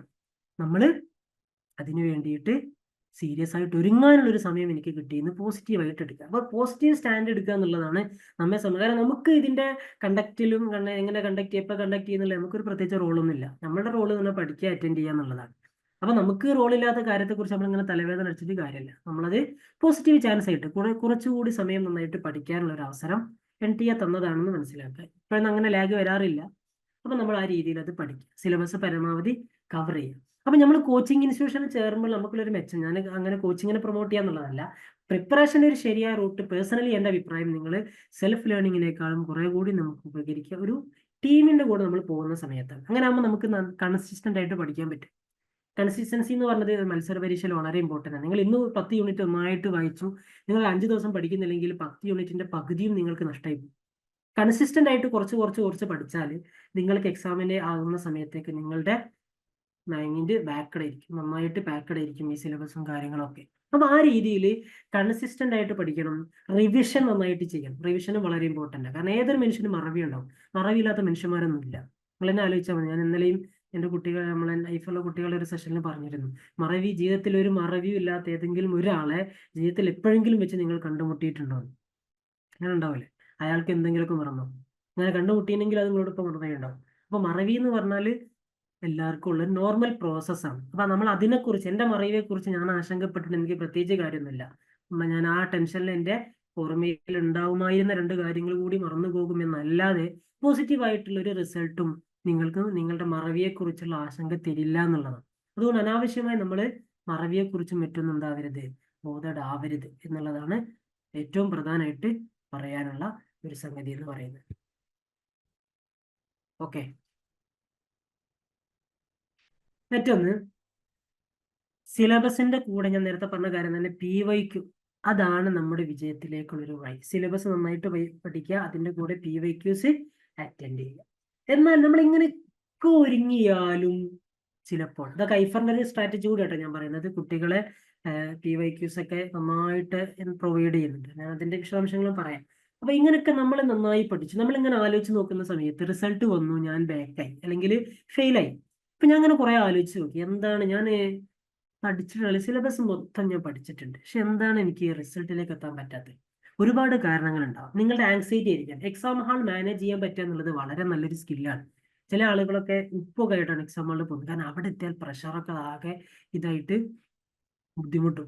അപ്പൊ എക്സാം ഹാൾ കൃത്യമായിട്ട് മാനേജ് ചെയ്യാൻ പറ്റാത്ത ഒരാളെ സംബന്ധിച്ചിടത്തോളം റിസൾട്ടിലേക്ക് എത്തുക എന്ന് പറയുന്നത് വലിയ വലിയ ബുദ്ധിമുട്ടാണ്. കാരണം അയാൾ പഠിച്ച കാര്യങ്ങളൊക്കെ ആകെ താറുമാറാകും, കൃത്യമായിട്ട് അയാളുടെ ഓർമ്മയിൽ ഉണ്ടാവില്ല. അപ്പൊ അങ്ങനെ സംഭവിക്കാതിരിക്കാൻ എന്ത് വേണം? നല്ല കോൺഫിഡന്റ് ആയിട്ട് എക്സാം ഹാളിലേക്ക് കയറണം. എക്സാം ഹാളിൽ ഉടനീളം നമ്മൾ ഒരു ബാലൻസ്ഡ് ആയിട്ടുള്ള ഒരു മൈൻഡ് ലെവലിലായിരിക്കണം. മറ്റൊന്ന് ടൈം മാനേജ്മെന്റ്. നിങ്ങൾ പരീക്ഷയുടെ പ്രിപ്പറേഷൻ സമയത്തും എക്സാം അറ്റൻഡ് ചെയ്യുന്ന സമയത്തും, ഈ 2 സമയത്തും വളരെ ഇമ്പോർട്ടന്റ് ആയിട്ടുള്ള ഒരു സാധനമാണ് ടൈം മാനേജ്മെന്റ് എന്നത്. പക്ഷെ നിങ്ങൾ ടൈം മാനേജ്മെന്റിലായിരിക്കും നിങ്ങൾ പാളിപ്പോയിട്ടുണ്ടാവുക. എക്സാം ഹാളിൽ നിങ്ങൾ എന്ത് ചെയ്യുന്നു? പേപ്പർ 1 ആദ്യം അറ്റൻഡ് ചെയ്യുക. 50 ക്വസ്റ്റ്യൻ ആണെങ്കിലും അത് ഭയങ്കര ടഫാണല്ലോ എന്ന് കരുതി നിങ്ങൾ ആദ്യം അത് എടുത്തു. അതിലെ ഡാറ്റ ഇരുന്ന് ചെയ്ത് സമയം ഒരു അരമണിക്കൂർ തീർന്നു. പിന്നെ സ്റ്റേറ്റ്മെന്റ് 2 പാരഗ്രാഫ് അല്ലെങ്കിൽ 1 പാരഗ്രാഫ് അത് വായിച്ച് ക്വസ്റ്റ്യൻ വായിച്ച് പാരഗ്രാഫ് വായിച്ച് ക്വസ്റ്റ്യൻ വായിച്ച് പാരഗ്രാഫ് വായിച്ച് ഇങ്ങനെ കളിച്ച് സമയം പോയി. 1 മണിക്കൂർ അവിടെ തീരും. ഇനി ആകെ 2 മണിക്കൂറാണ്. 2 മണിക്കൂർ കൊണ്ട് 5 ഡാറ്റൻ്റെയും 5 ഈ റീഡിംഗ് കോംപ്രിഹെൻഷനും കഴിഞ്ഞാൽ ബാക്കി 140 ക്വസ്റ്റ്യൻ ഉണ്ട്. ഈ 140 ക്വസ്റ്റ്യൻ നമ്മൾ അറ്റൻഡ് ചെയ്യാൻ നമുക്ക് അലോട്ടഡ് ആയിട്ടുള്ള ഒരു സമയം എന്ന് പറയുന്നത് 2 മണിക്കൂറാണ്. അപ്പൊ ഈ 2 മണിക്കൂർ കൊണ്ട് നമുക്ക് എന്താവണം? സ്വാഭാവികമായിട്ടും എന്ത് വരും? സ്ട്രെസ് വരും. അപ്പൊ ടൈം മാനേജ് ചെയ്തിട്ടില്ലെങ്കിൽ സ്വാഭാവികമായും നിങ്ങൾക്ക് സ്ട്രെസ് വരും. അപ്പൊ നമ്മളെ പരീക്ഷ ഹാളിലേക്ക് പോകുന്നതിന് മുമ്പേ എങ്ങനെ അറ്റൻഡ് ചെയ്യണം എന്നുള്ളതിന് ഒരു കൃത്യമായിട്ടുള്ള ഒരു ടൈം മാനേജ് ചെയ്യാനുള്ള ഒരു പ്ലാന് നമ്മുടെ കയ്യിൽ ഉണ്ടായിരിക്കണം. ഓക്കെ, അപ്പൊ നിങ്ങൾ ഫെയിൽ ആവാൻ ഒരു കാരണം നിങ്ങൾ സിലബസ് മൊത്തം വായിച്ചിട്ടും സിലബസിൽ നിന്ന് ഇൻഡയറക്റ്റ് ആയിട്ട് ചോദ്യങ്ങൾ വരാറുണ്ട്. അത് PYQലൊക്കെ ഉണ്ടായിരുന്നു, നിങ്ങൾ അത് ശ്രദ്ധിച്ചിട്ടില്ല, PYQs നിങ്ങൾ നോക്കിയിരുന്നില്ല. മറ്റൊന്ന്, നിങ്ങൾ പഠിച്ചിട്ടുള്ള, നിങ്ങൾ ഉപയോഗപ്പെടുത്തിയിട്ടുള്ള റിസോഴ്സുകൾ എന്ന് പറയുന്നത് അപൂർണമായിരിക്കും. അല്ല, നിങ്ങളുടെ കയ്യിൽ കിട്ടിയ റിസോഴ്സ് പൂർണ്ണമാണ്, പക്ഷേ നിങ്ങൾ അതിന്റെ ഉപയോഗപ്പെടുത്തിയ വിധം അപൂർണമായിരിക്കും. അതായിരിക്കാം നിങ്ങളുടെ പരാജയത്തിന്റെ ഒരു കാരണം എന്ന് പറയുന്നത്. മറ്റൊന്ന്, നിങ്ങൾ ജൂണിലേക്കുള്ള എക്സാമിനെ ജനുവരിയിലും ഫെബ്രുവരിയിലും നന്നായി സിലബസ് മൊത്തം പഠിച്ചു. മാർച്ചും ഏപ്രിലും നിങ്ങൾ നോക്കിയതേ ഇല്ല, മെയില് ചെറിയ രീതിയിൽ. ഈ ഇൻകൺസിസ്റ്റൻസിയാണ് നിങ്ങളുടെ റിസൾട്ടിനെ സാരമായി ബാധിച്ചത്. ഓക്കെ, ഇങ്ങനെയുള്ള പല ഘടകങ്ങളും കൂടി ചേർന്നിട്ടായിരിക്കും നമ്മൾ പരാജയപ്പെടുന്നത്. ഏതെങ്കിലും ഒരു ഫാക്ടർ ഫ്ലോപ്പ് ആയാൽ നമ്മുടെ വിജയം പിന്നെയും അകലും. അപ്പൊ എല്ലാ ഘടകങ്ങളും കൃത്യമായിട്ട് നമ്മൾ ശ്രദ്ധിച്ച് പഠിച്ചാലേ നമുക്ക് റിസൾട്ട് അച്ചീവ് ചെയ്യാൻ പറ്റും. അപ്പൊ ഒരു ഭാഗവും നമ്മൾ എന്താവരുത്, ശ്രദ്ധിക്കപ്പെടാതെ പോകരുത്, അല്ലെങ്കിൽ നമ്മുടെ ശ്രദ്ധ എത്താതെ പോകരുത്. ഐഫറെ പ്രധാനമായും ചെയ്യുന്ന ഒരു സംഗതി മുഴുവൻ ലൈവ് ക്ലാസ്സുകളും സിലബസ് കേന്ദ്രീകരിച്ച് കൊടുക്കുന്നു എന്നുള്ളതാണ്. യൂണിറ്റ് 1 മുതൽ 10 വരെ 10 യൂണിറ്റ് ആണ് അറബിക്കിലുള്ളത്. ആ അറബിക്കിന്റെ മുഴുവൻ ഭാഗങ്ങളുടെയും ലൈവ് റെക്കോർഡിങ്സ്, ലൈവ് ക്ലാസ്സും അതിന്റെ റെക്കോർഡിങ്സ് ഒക്കെ നിങ്ങൾക്ക് ആപ്പിൽ അവൈലബിൾ ആകും എന്നുള്ളതാണ്. അപ്പൊ വളരെ ഡീറ്റെയിൽ ആയിട്ട് തന്നെ സിലബസ് ചർച്ച ചെയ്യുന്ന ക്ലാസ്സുകൾ, അല്ലെങ്കിൽ സിലബസിലെ ഭാഗങ്ങൾ പഠിപ്പിക്കുന്ന ക്ലാസ്സുകൾ പ്രൊവൈഡ് ചെയ്യുന്നു എന്നുള്ളതാണ് ഒരു കാര്യം. മറ്റൊന്ന്, സ്റ്റഡി പ്ലാൻ. നമ്മൾ നേരത്തെ പറഞ്ഞു, സ്റ്റഡി പ്ലാൻ വളരെ ഇമ്പോർട്ടൻ്റ് ആണ്. ഒരു ദിവസം 2 മണിക്കൂർ പഠിക്കാൻ കഴിയുന്ന കുട്ടികളുണ്ടാവാം, 4 മണിക്കൂർ പഠിക്കാൻ കഴിയുന്ന കുട്ടികളുണ്ടാവാം, 6 മണിക്കൂറും 8 മണിക്കൂറൊക്കെ പഠിക്കാൻ കഴിയുന്ന കുട്ടികളുണ്ടാവാം, 24 മണിക്കൂറും പഠിക്കാൻ കഴിയുന്ന കുട്ടികളുണ്ടാവാം. അങ്ങനെ ഉണ്ടാവില്ല അല്ലേ? ഉറക്കമൊക്കെ പഠനത്തിന്റെ ഭാഗം തന്നെ ആയിരിക്കും ചിലപ്പോൾ. പരമാവധി പഠിക്കാൻ ശ്രമിക്കുക എന്നുള്ളതാണ് ഏറ്റവും പ്രധാനം. പഠനം ഒരു റൂട്ടീനായി മാറിക്കഴിഞ്ഞാൽ പിന്നെ പ്ലാനിന്റെ ആവശ്യമില്ല. കാരണം റൂട്ടീനായ കാര്യങ്ങൾ, ടോയ്ലറ്റിൽ പോകാൻ, ഭക്ഷണം കഴിക്കാൻ, അതിന് നമ്മൾ ടൈം ടേബിൾ കാണാറില്ല. അത് റൂട്ടീൻലി അങ്ങനെ നമ്മുടെ ഭാഗത്ത് നിന്ന് ഉണ്ടാകുന്ന സംഗതികളാണ്. അപ്പൊ പഠനം റൂട്ടീൻ ആക്കാൻ വേണ്ടി ചിലപ്പോൾ സ്റ്റഡി പ്ലാൻ ഒക്കെ ഉണ്ടാക്കേണ്ടി വരും. അപ്പൊ സ്റ്റഡി പ്ലാൻ എന്ന് പറയുന്നത് നമ്മൾ പഠിക്കാൻ വേണ്ടി നമ്മളെ തന്നെ ഇങ്ങനെ മെരുക്കിയെടുക്കുകയാണ്. അപ്പൊ സ്റ്റഡി പ്ലാൻ നിർബന്ധമായിട്ടും വേണം. കാരണം നമ്മൾ വളരെ കുടുങ്ങിയാൽ മാത്രമേ പഠനത്തിന്റെ സ്റ്റഡി ടേബിളിന്റെ അടുത്തേക്ക് നമ്മൾ വരുള്ളൂ. അപ്പൊ നമ്മളൊരു ട്രാപ്പിലാക്കണമെങ്കിൽ എന്ത് വേണം? സ്റ്റഡി പ്ലാൻ വേണം. അപ്പൊ ഇൻഡിവിജ്വൽ സ്റ്റഡി പ്ലാൻ ആണ് ഏറ്റവും പ്രധാനപ്പെട്ട. നമ്മൾ ജനറൽ ആയിട്ട് സ്റ്റഡി പ്ലാൻ പ്രൊവൈഡ് ചെയ്യും. കുട്ടികൾ പറയുന്നതിനനുസരിച്ച് അവർക്ക് എന്ത് ചെയ്യും? പേഴ്സണലി അത് കസ്റ്റമൈസ് ചെയ്യും. എങ്ങനെ? ഒരു കുട്ടിക്ക് മോർണിംഗ് ആണ് കൂടുതൽ കരണീയം, അല്ലെങ്കിൽ അവൈലബിൾ ആയിട്ടുള്ള ഒരു സമയം. ചില കുട്ടികൾക്ക് ചെറിയ സ്റ്റുഡൻസിന് ചെറിയ കുട്ടികൾ ഉണ്ടാവാം, അപ്പൊ അവർക്ക് രാത്രി കുറച്ച് ലേറ്റ് ആയിട്ട്, അതേപോലെ മോർണിംഗിൽ കുറച്ച് നേരത്തെ, ഇതൊക്കെ ആയിരിക്കും അവരുടെ ഒരു പഠന സമയം എന്ന് പറയുന്നത്. അപ്പോൾ ഓരോരുത്തർക്കും അവൈലബിൾ ആയ സമയത്ത് കാര്യങ്ങൾ പഠിക്കുക.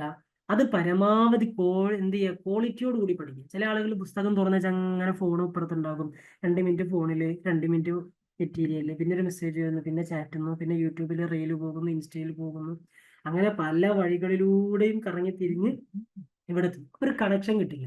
നമ്മളൊരു സിസ്റ്റമാറ്റിക് ആയിട്ട് ആ രൂപത്തിൽ തന്നെ അങ്ങനെ പഠിച്ചു പോവുകയാണെങ്കിൽ നമുക്ക് എന്ത് ചെയ്യാൻ പറ്റും? കാര്യങ്ങള് ഉഷാറായിട്ട് ഓർമ്മയിൽ നിൽക്കാൻ ഇതൊരു സഹായകമാകും. ഓക്കെ,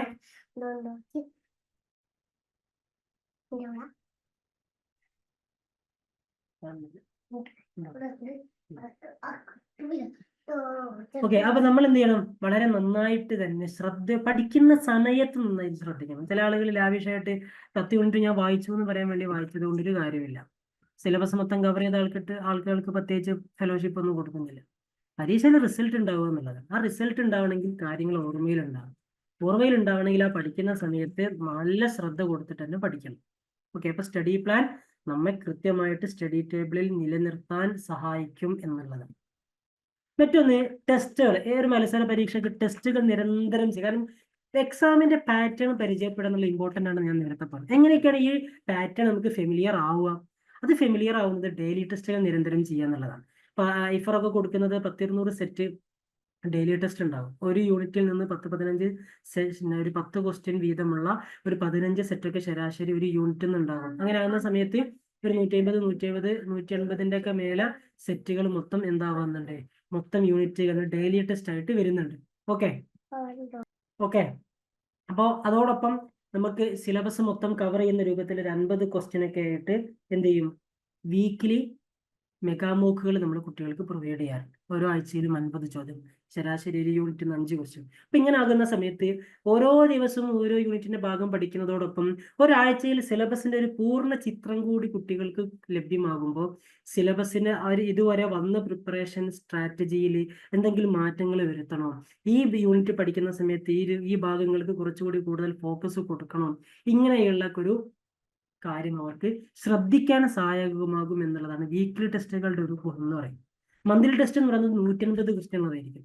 നമ്മൾ നെറ്റ് എക്സാമിന്റെ ഒരു പാറ്റേണിൽ തന്നെ പേപ്പർ 1 50 ക്വസ്റ്റ്യൻ, പേപ്പർ 2 അറബിക്കിൽ നിന്ന് 100 ക്വസ്റ്റ്യൻ. ഇപ്പൊ നെറ്റ് എക്സാമിന്റെ തന്നെ നമ്മൾ ഓരോ മാസവും എക്സാമിനെ പരിചയപ്പെടുക എന്നുള്ളതാണ്. അപ്പൊ അതിന്റെ ഒരു ഗുണം എന്ന് പറഞ്ഞാൽ ടൈം മാനേജ്മെന്റിന് വളരെ യൂസ്ഫുൾ ആയിരിക്കും ഇത്തരം പരീക്ഷകൾ. നമ്മൾ മാസത്തിൽ ഇങ്ങനെ ഓരോ ടെസ്റ്റുകൾ കുട്ടികൾക്ക് പ്രൊവൈഡ് ചെയ്യുന്ന സമയത്ത് ഓരോ മാസവും കുട്ടികൾ എക്സാമിന് വേണ്ടിയിട്ട് സെറ്റ് ആവുകയാണ്. എക്സാം ഹാളിൽ ഇരുന്ന് എങ്ങനെയാണോ പരീക്ഷ എഴുതേണ്ടത്, എങ്ങനെയാണോ ചോദ്യങ്ങൾ വായിച്ച് മനസ്സിലാക്കി ക്വസ്റ്റ്യൻസ് അറ്റൻഡ് ചെയ്യേണ്ടത് എന്നുള്ളതിനെ കുട്ടികളെ പ്രാക്ടിക്കലി ട്രെയിനിങ് കൊടുക്കുന്ന എക്സാമുകളാണ് യഥാർത്ഥത്തിൽ ഈ മന്ത്ലി മോഡൽ എക്സാമുകൾ എന്ന് പറയുന്നത്. ഓക്കെ, ഏറ്റവും പ്രധാനപ്പെട്ട ഒന്നാണ് ഐഫർ റിസർച്ച് ഫെലോഷിപ്പ്. വളരെ സീരിയസ് ആയിട്ട് ഐഫറിലെ മുഴുവൻ കുട്ടികൾക്കും പ്രൊവൈഡ് ചെയ്യുന്ന ഒരു സെറ്റാണ്. നെറ്റ് എക്സാമിന്റെ സെയിം പാറ്റേൺ വളരെ സീരിയസ് ആയിട്ട് 50 ക്വസ്റ്റ്യൻ പേപ്പർ 1 നിന്നും 100 ക്വസ്റ്റ്യൻ പേപ്പർ 2 മന്ത്ലി മോക്കുകളുടെ ഒരു ഉപസംഹാരം എന്ന് പറയാവുന്ന രീതിയിൽ നെറ്റ് എക്സാമിന്റെ അതേ രൂപത്തിൽ തന്നെ ഐഫർ ഈറ്റ്സിന് വേണ്ടി ഐഫർ നടത്തുന്ന ഒരു എക്സാമാണ് ARF റിസർച്ച് ഫെലോഷിപ്പ് എക്സാം എന്ന് പറയുന്നത്. ഇതാണ് ഏറ്റവും പ്രധാനം. ഇപ്പൊ കഴിഞ്ഞ തവണയൊക്കെ എല്ലാ സബ്ജക്റ്റിലും ARF നടത്താറുണ്ട്. അപ്പൊ ARF കിട്ടിയ കുട്ടികൾക്ക് തന്നെയാണ് പല സബ്ജക്റ്റിനും JRF കിട്ടിയിട്ടുള്ളത്, അല്ലെങ്കിൽ നെറ്റ് കിട്ടിയിട്ടുള്ളത്. അപ്പോൾ ആ ARFന്റെ ഒരു ഇൻഫ്ലുവൻസ് അവരുടെ മെയിൻ നെറ്റ് എക്സാമിലും പ്രകടമായി എന്നുള്ളതാണ് അതിന്റെ ഒരു കാരണം എന്ന് പറയുന്നത്. അപ്പൊ അത്രത്തോളം അവർക്ക് സീരിയസ് ആയിട്ട് എക്സാമിനെ കാണാനും എക്സാമിനെ മനസ്സിലാക്കാനും ARFകൾ എന്താ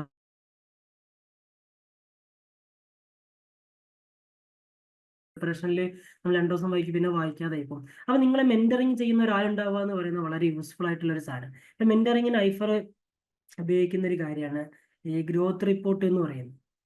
കുട്ടികളുടെ പ്രിപ്പറേഷനുമായി ബന്ധപ്പെട്ട് അവരെ കൂടുതൽ ഹെൽപ്പ് ചെയ്യാൻ വേണ്ടിയിട്ട് നമ്മളൊരു ഗ്രോത്ത് റിപ്പോർട്ട് ഉണ്ടാക്കാറുണ്ട്. ഗ്രോത്ത് റിപ്പോർട്ട് എങ്ങനെയാണെന്ന് ചോദിച്ചാൽ ഞാനതിന്റെ ജസ്റ്റ് ഒരു എക്സാമ്പിൾ കാണിച്ചു തരാം. ഇതിപ്പോ ഒരു കുട്ടിയുടെ ഈ ഡിസംബർ ബാച്ചിൽ ജോയിൻ ചെയ്തിട്ടുള്ള കുട്ടിയാണ്. അപ്പൊ ഈ കുട്ടി ഈ കോഴ്സ് എത്രത്തോളം കംപ്ലീറ്റ് ചെയ്തിട്ടുണ്ടെന്ന് ഇതുവരെ ആ കുട്ടി കവർ ചെയ്യേണ്ടതിന്റെ 43% കവർ ചെയ്തു. വീഡിയോ ഇത്ര % കണ്ടു, ടെസ്റ്റ് ഇത്ര % അറ്റൻഡ് ചെയ്തു. ഇനി വീഡിയോയുടെ അനലിറ്റിക്സ് ആണ്. അയാൾക്ക് കഴിഞ്ഞ ഡിസംബർ ബാച്ചിന്റെ റെക്കോർഡിങ്സ് കൊടുത്തിരുന്നു. അതിന്റെ റെക്കോർഡിങ്സ് അയാൾ 54% കവർ ചെയ്ത് തീർത്തു എന്നുള്ളത്. ഓക്കെ, ഇത് ഈ നീല കളർ എന്ന് പറഞ്ഞാൽ അയാൾ അറ്റൻഡ് ചെയ്തതാണ്, വാച്ച് ചെയ്തതാണ്. അപ്പൊ നമുക്ക് മെന്ററിങ്ങിന് ഇങ്ങനെ ഒരു റിപ്പോർട്ട് നമ്മുടെ കയ്യിലുണ്ടായാൽ അത് ആ കുട്ടികളെ മെന്ററിങ് ചെയ്യുന്ന സമയത്ത് നമുക്ക് വളരെ യൂസ്ഫുൾ ആയിരിക്കും. അപ്പൊ ഇത്തരം ഗ്രോത്ത് റിപ്പോർട്ട് ബേസ് ചെയ്തുകൊണ്ടാണ്, ഇത് അനലൈസ് ചെയ്തുകൊണ്ടാണ് ഐഫറിലെ മെന്റർമാർ എന്ത് ചെയ്യുന്നത്, കുട്ടികളെ മെന്ററിങ് നടത്തുന്നത് എന്നുള്ളതാണ്. ഇനി ജൂൺ ബാച്ചിന് വേണ്ടി കൊടുത്തിട്ടുള്ള ആദ്യ ഫോൾഡറാണ് ഇത്. അതിലും 54% കുട്ടി കവർ ചെയ്തിട്ടുണ്ട്. സെക്കൻഡ്, അതിൽ കുറച്ച് കുട്ടി ഡിസംബറിനെ കൂടുതലായിട്ട് ആശ്രയിച്ചത് കൊണ്ടുകൂടിയാണ് ആ കുട്ടി എന്തായിട്ടുള്ളത്, ഐഫറിന്റെ ജൂണിന്റെ തന്നെ ലൈവ് ക്ലാസ്സിലെ ചില ഭാഗങ്ങൾ ആ കുട്ടി കണ്ടിട്ടില്ല. മറ്റൊന്ന്, ലൈവ് ക്ലാസ്സിൽ ഓൾറെഡി ജോയിൻ ചെയ്യുന്ന ആളുകളുണ്ടാവും, അവരും ചിലപ്പോൾ ആപ്പറിലെ റെക്കോർഡിംഗ് വന്നതിന് ശേഷം ചിലപ്പോൾ കണ്ടോണമെന്നില്ല. പിന്നെ അറബിക്കിന്റെ തന്നെ ജനറൽ ആയിട്ടുള്ള സെഷൻസ് ഒക്കെ ഉണ്ടാവും, ബൈ വീക്കിലി നടക്കുന്ന മെന്ററിംഗ് സെഷൻസ്, ഗ്രൂപ്പ് മെന്ററിംഗിന്റെ ഒക്കെ ഭാഗമായിട്ട് നടത്തുന്ന സെഷൻ, അത് കുട്ടി ലൈവായിട്ട് തന്നെ അറ്റൻഡ് ചെയ്യുമ്പോൾ അതിന്റെ റെക്കോർഡിംഗ് ചിലപ്പോൾ കുട്ടി ഉപയോഗപ്പെടുത്തിക്കൊള്ളണമെന്നില്ല. മറ്റൊന്ന് ടെസ്റ്റുകളാണ്. കുട്ടി കൊടുക്കുന്ന അല്ലെങ്കിൽ ബാച്ചിന് കൊടുക്കുന്ന മെഗാമോക്ക്, വീക്കിലി മെഗാമോക്ക് കൊടുക്കുന്ന ഞാൻ പറഞ്ഞല്ലോ, ആ മെഗാമോക്ക് കുട്ടി അറ്റൻഡ് ചെയ്തിട്ടുള്ളതിന്റെ ഒരു ചിത്രമാണ്. ഓക്കെ, ഇത് കാറ്റഗറൈസ് ഓരോ പ്രീവിയസ് ഇയർ ക്വസ്റ്റ്യൻ നമ്മൾ എന്ത് ചെയ്യും, ഓരോ യൂണിറ്റിലേതാക്കി മുറിച്ചെടുക്കും. എന്നിട്ട് ഓരോ യൂണിറ്റിലെ PYQ ആയിട്ട് അതിനെ മാറ്റും. ഇപ്പോൾ ഈ തവണ 2024 ഡിസംബറിൻ്റെത് ഒരു യൂണിറ്റ് 1 10 ക്വസ്റ്റ്യൻ ആണെങ്കിൽ ആ 10 ക്വസ്റ്റ്യൻ മാത്രം ഒരു ടെസ്റ്റ് ആക്കിയിട്ട് നമുക്ക് കുട്ടികൾ കൊടുക്കും. അതാണ് കാറ്റഗറൈസ്ഡ് പ്രീവിയസ് ഇയർ ക്വസ്റ്റ്യൻ. ഓരോ യൂണിറ്റിൽ നിന്നും എങ്ങനെ പഠിക്കണം എന്ന് കുട്ടിക്ക് കുറെ കൂടി ഒരു ക്ലാരിറ്റി ഉണ്ടാവാൻ വേണ്ടിയിട്ടാണ്.